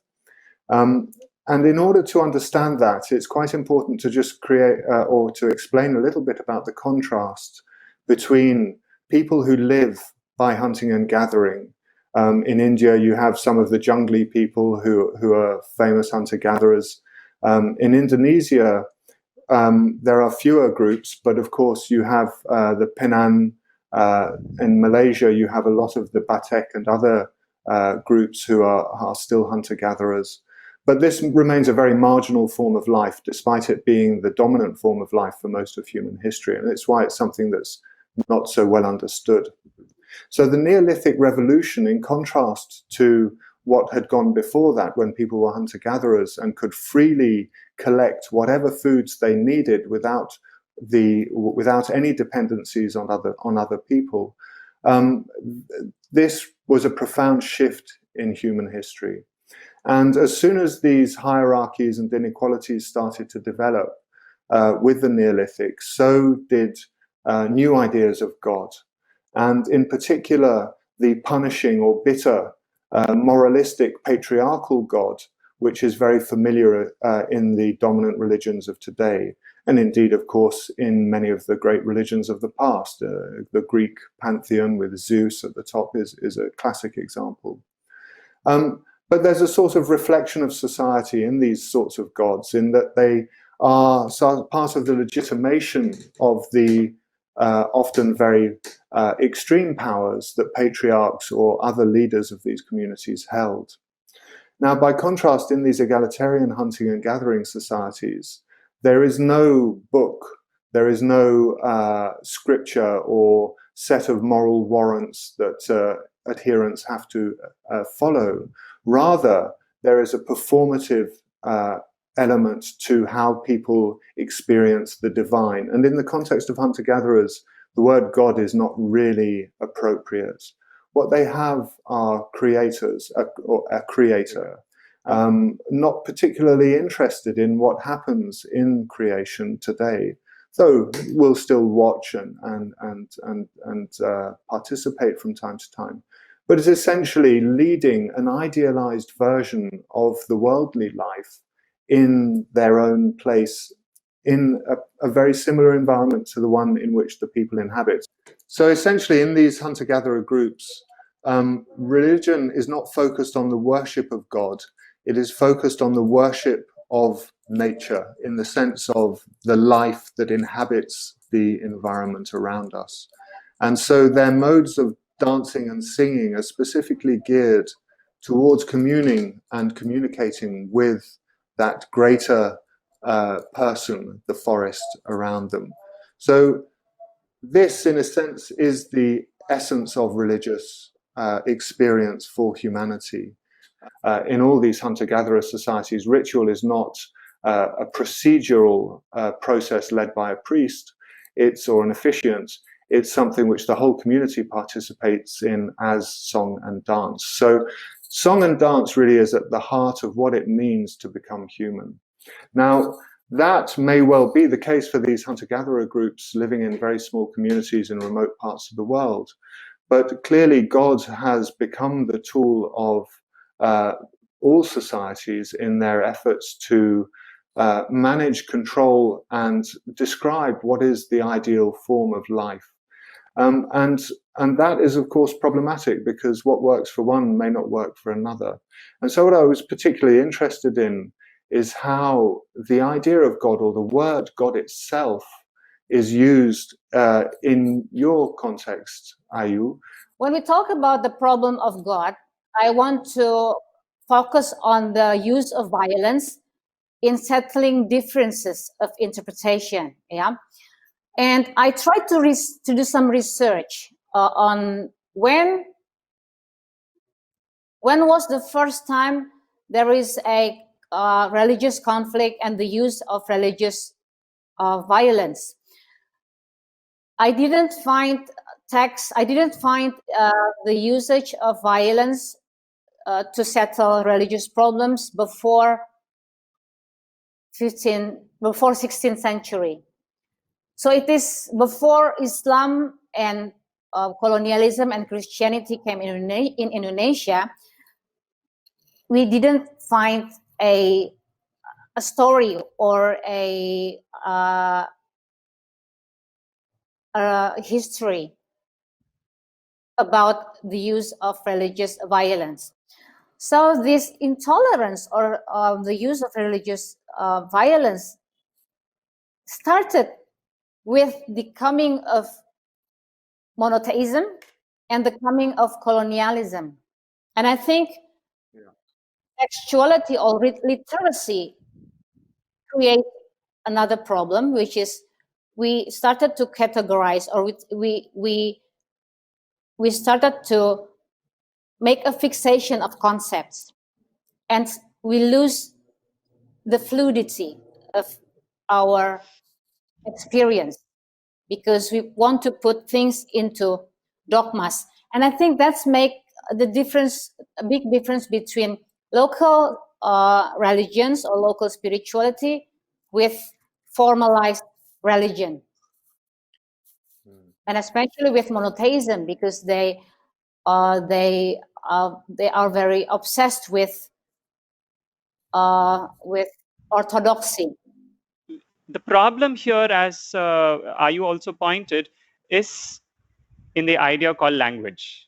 When we are making language as an enterprise to kind of define this, we have found out a word, or we have kind of coined, there's a coinage called God. That itself is a problem. It is very logically reasoned out that one can also get away without God, especially when it's coming from Buddhist point of view and Jain point of view. But what's so interesting is everyone were searching for some principle of origin and principle of ordering, and we're also searching a space which is not here, but can we go beyond this, beyond the obvious kind of. In one way, on a very broader sketch, this search of the constituents of reality and whatever we call as the atomicity of it, the granularity of it, can we attribute a name to it? Can we attribute something else? Can we retain it as just as an idea, or we want to make it far more rigid, far more conceptualized? As you also pointed out, that categorization, or if you want to call it as putting them into something called universals or particular instances of life, are we going to achieve it? Are they only means to a bigger end? In its experience, through working out through art, which is a very private engagement, can I erase these borders? Can I erase this bigotry? Can I identify something far more deeper? And this search, in my opinion, is still continuing. We are trying many ways through language, through writing, through our actions, through our, I mean, all of us would also agree that society itself is a great imaginary space. And art is also another imaginary space working within society or parallelly. Nevertheless, the idea of particle, the constituent particle, if someone wants to call it as God, they are welcome to name it, but that still remains an enigma. I mean, this idea of fixity, I think, is really important, and one issue you've both raised very clearly, that when we start to fix religious doctrine, it's not only becomes much easier to manipulate and control others through that fixity, but it also makes sure that at some point it will become irrelevant. And as it becomes irrelevant, it tends to promote increasing confrontation with those who question the relevance. One of the very interesting things about all the great religions is how much, because they are written, we can see how much their interpretation is changed by different generations. and the use that politicians constantly put religious understandings to in trying to foment conflict or to increase control and management of people. But I think what you've just raised there, Jayachandran, which is very interesting, is that there is a freedom beyond that duality. And it is, as Ayu was saying, it is really at the level of aesthetics, of beauty, that freedom starts to emerge, because all of us can experience beauty without the in-between state of a priest or someone telling us how to experience it. And certainly in my brief experience with Advaita Vedanta, one of the philosophical traditions of India, is that dance is the highest form of art precisely because it has no duality. There is no artifice. The dancer is their own artifice, and it's that unity of purpose and experience. The aesthetic that it may be to watch a dancer is also an aesthetic that's experienced by the dancer. And indeed, it is in that moment of experience of the bliss of joy that the divine enters. But actually, I perceive dance, as an audience, when I see dance, it's not just the moving body which I am looking at. The way the body is sculpting the space around it, henceforth, it speaks a completely different semantics to me. Many a times, dance, the interiors of a dancer's body is hollow. It's actually hollow. Body becomes very transparent. So much of training goes to make body lose its opaqueness, and the ultimate point becomes body when it becomes transparent. At that level, anything and everything kept under the slide reflects through the body, or comes out of the body. To that level, it becomes like a very interesting hollow tunnel. Anyone suddenly wants to witness through the body what's happening. It's like knocking into someone's private space. Suddenly the private conversation becomes very public, and everyone takes interest in this nature of beauty. That beauty is suddenly what is very living in the inner recesses of the mind. Someone is trying to open it to everyone and inviting everyone to watch it. At that level, all of the viewer there who are watching this particular, I would rather say, I don't want to call the word mystery, rather it seems seemingly mystical thing, that the belief on that moving body becomes far bigger and says, this body can tell me something far truer, something far stronger truths can be said out of the body, just by mere motion, just by mere movement. This is saying something far deeper to me. The entire thing, what they put forward, is not necessarily godly, but certainly it is divine. It is certainly sacred, sacrum. As you all know, the word sacred also comes from the word sacrum, or something from which it is risen from, especially the tailbone, the sacrum, from very, very base, something is raising itself to reveal very, very high.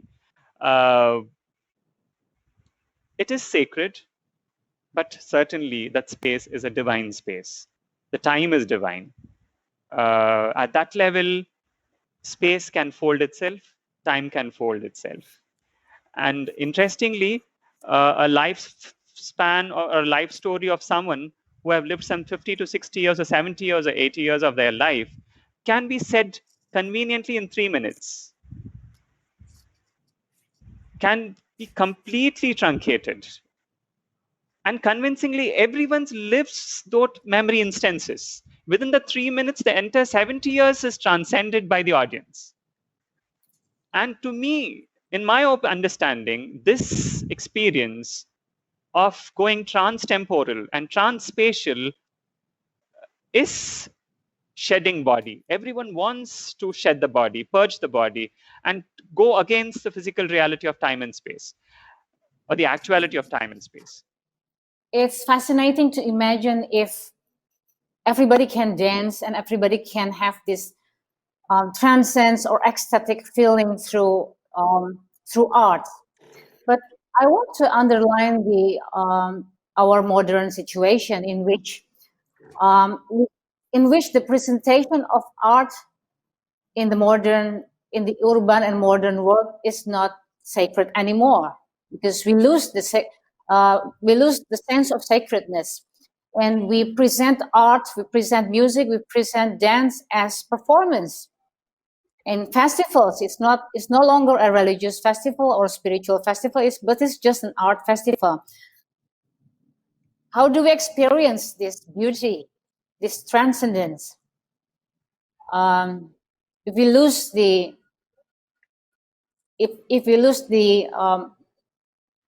sacredness, because it's no longer part of our everyday life.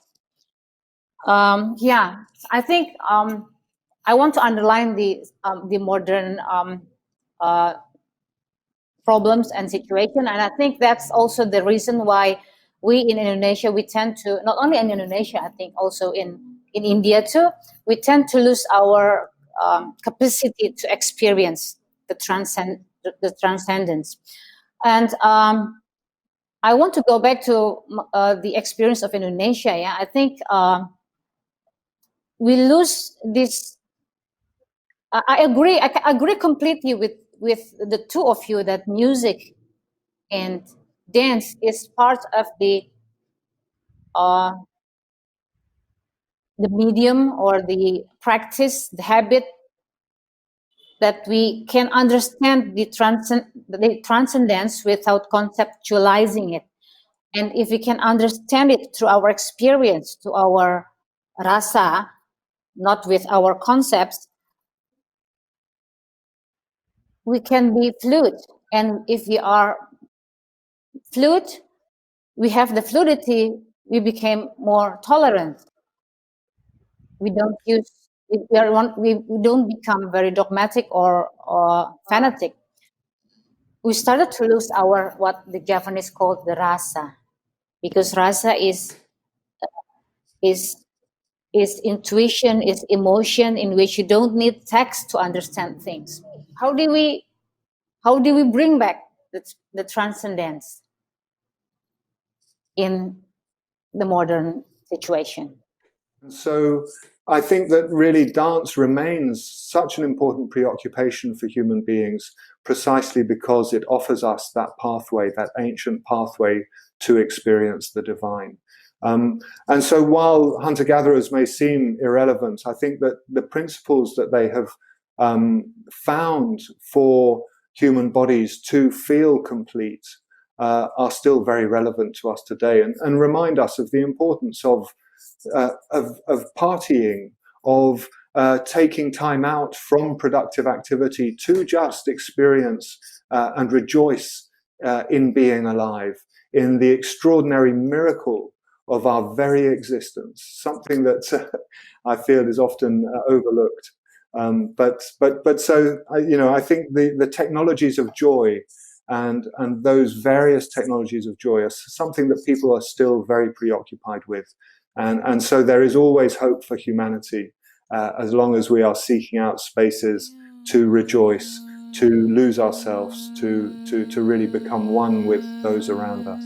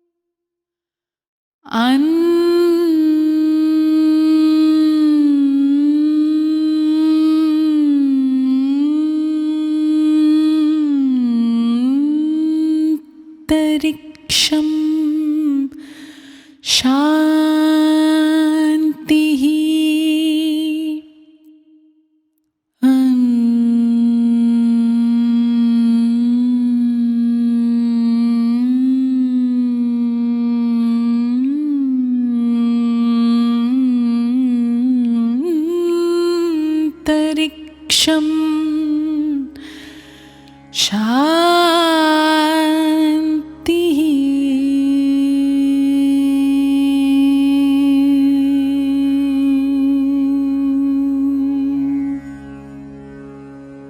Prithvi Shanti.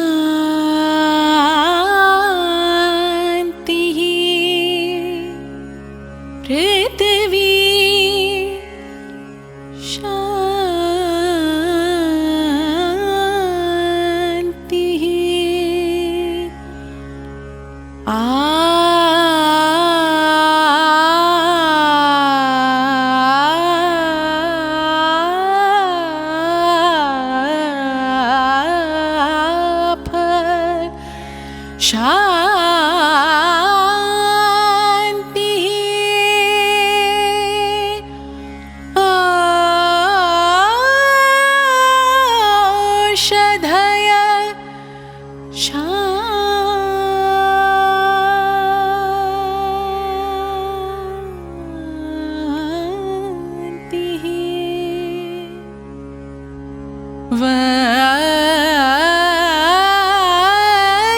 Vanaspataya Shanti.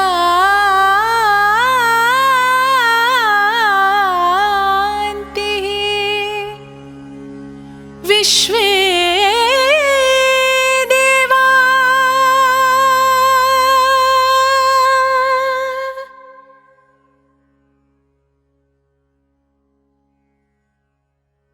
Vishve Deva Shanti.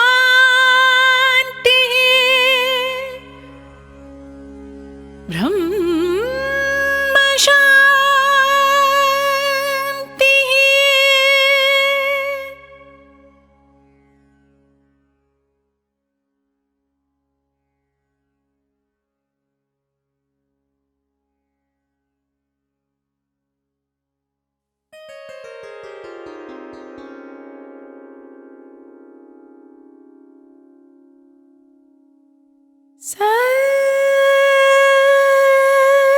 Sarvam Shanti. Sarvam Shanti. Shantireva Shanti.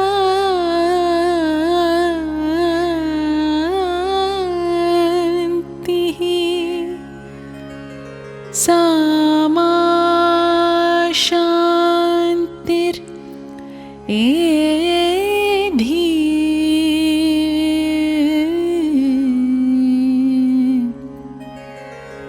Om Shanti. Shanti.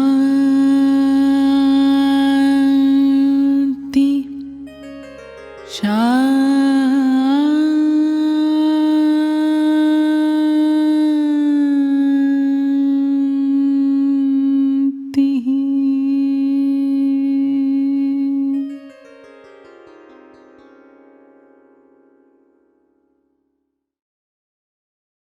When someone engages physically with the body, when the search, as Jerome was mentioning, that there is this hollowness people are searching for, even the urban crowd, urban youngsters are searching for.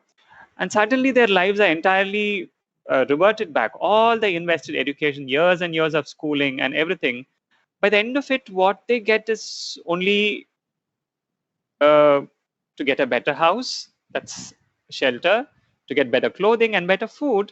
Now, actually, the mind is yearning for something else. It is a hollowness. It's absolutely hollow. It has not been attended to, rather not tended in any instructional material.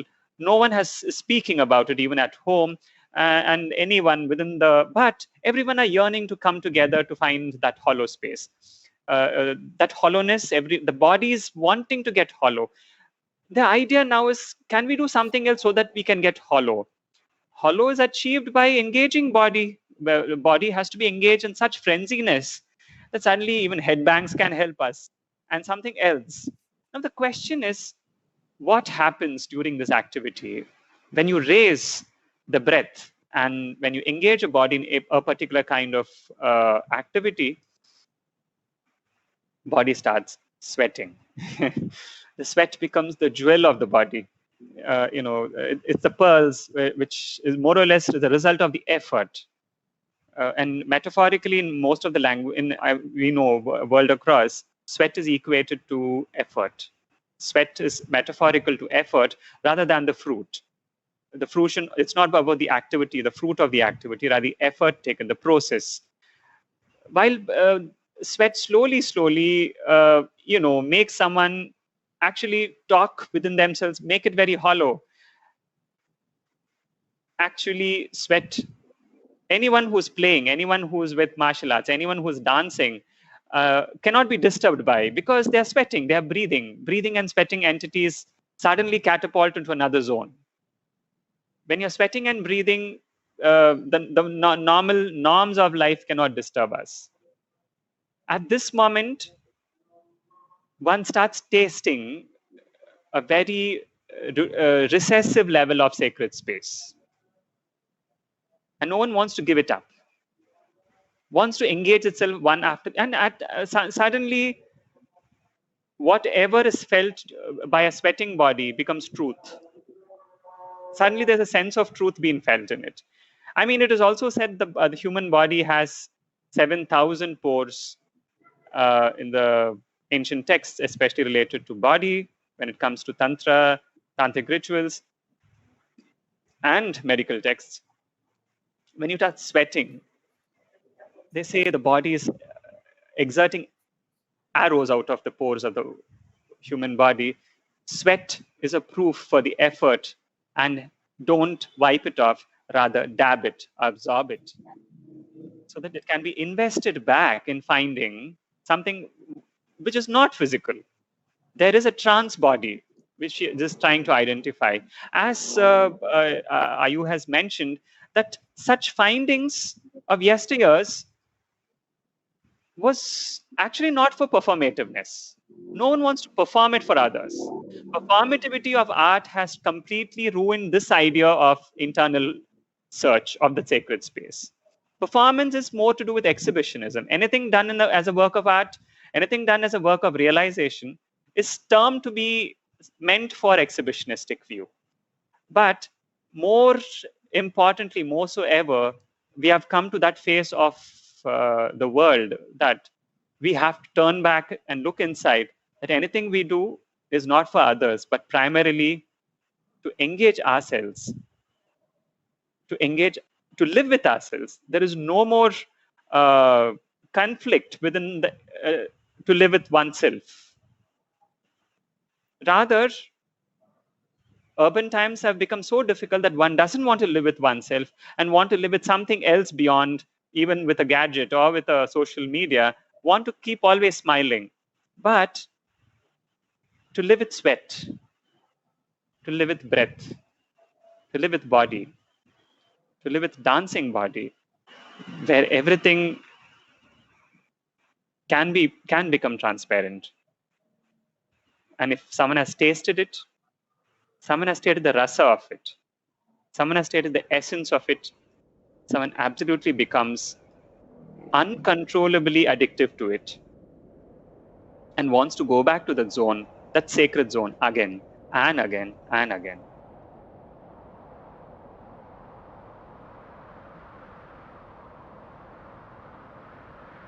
To live with sweat, to live with breath, to live with body, to live with dancing body. There, everything can become transparent. And if someone has tasted it, someone has tasted the rasa of it, someone has tasted the essence of it, someone absolutely becomes uncontrollably addicted to it and wants to go back to that zone, that sacred zone, again and again and again and again and again and again. Stop.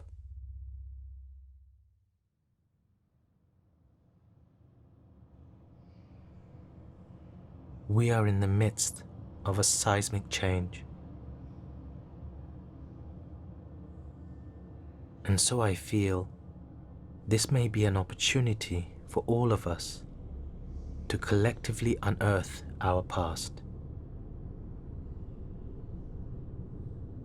A past that we may have buried away in the earth and in our bodies.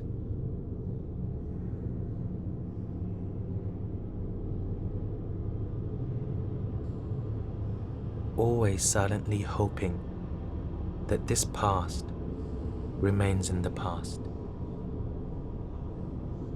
Stop.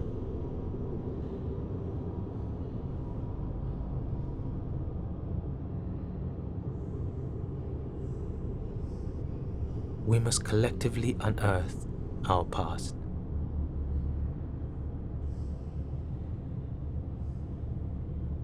Stop.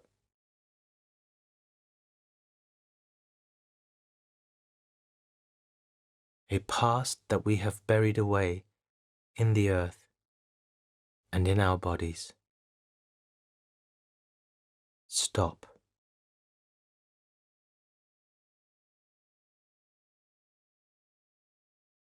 Silently hoping that the past remains in the past. Stop.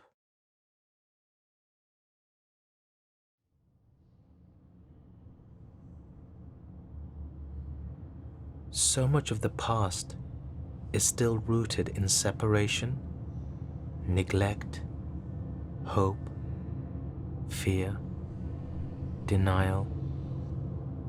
Stop.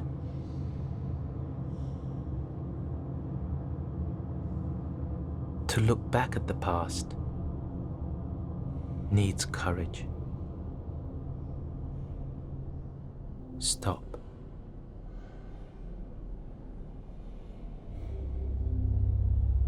We are in the midst of a seismic change, a moment where we are forced to stop traveling, to stop moving, to stop connecting, to just stop.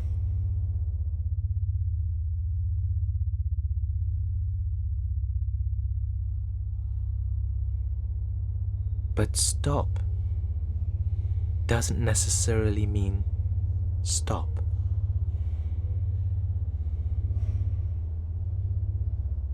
I would like to believe it just means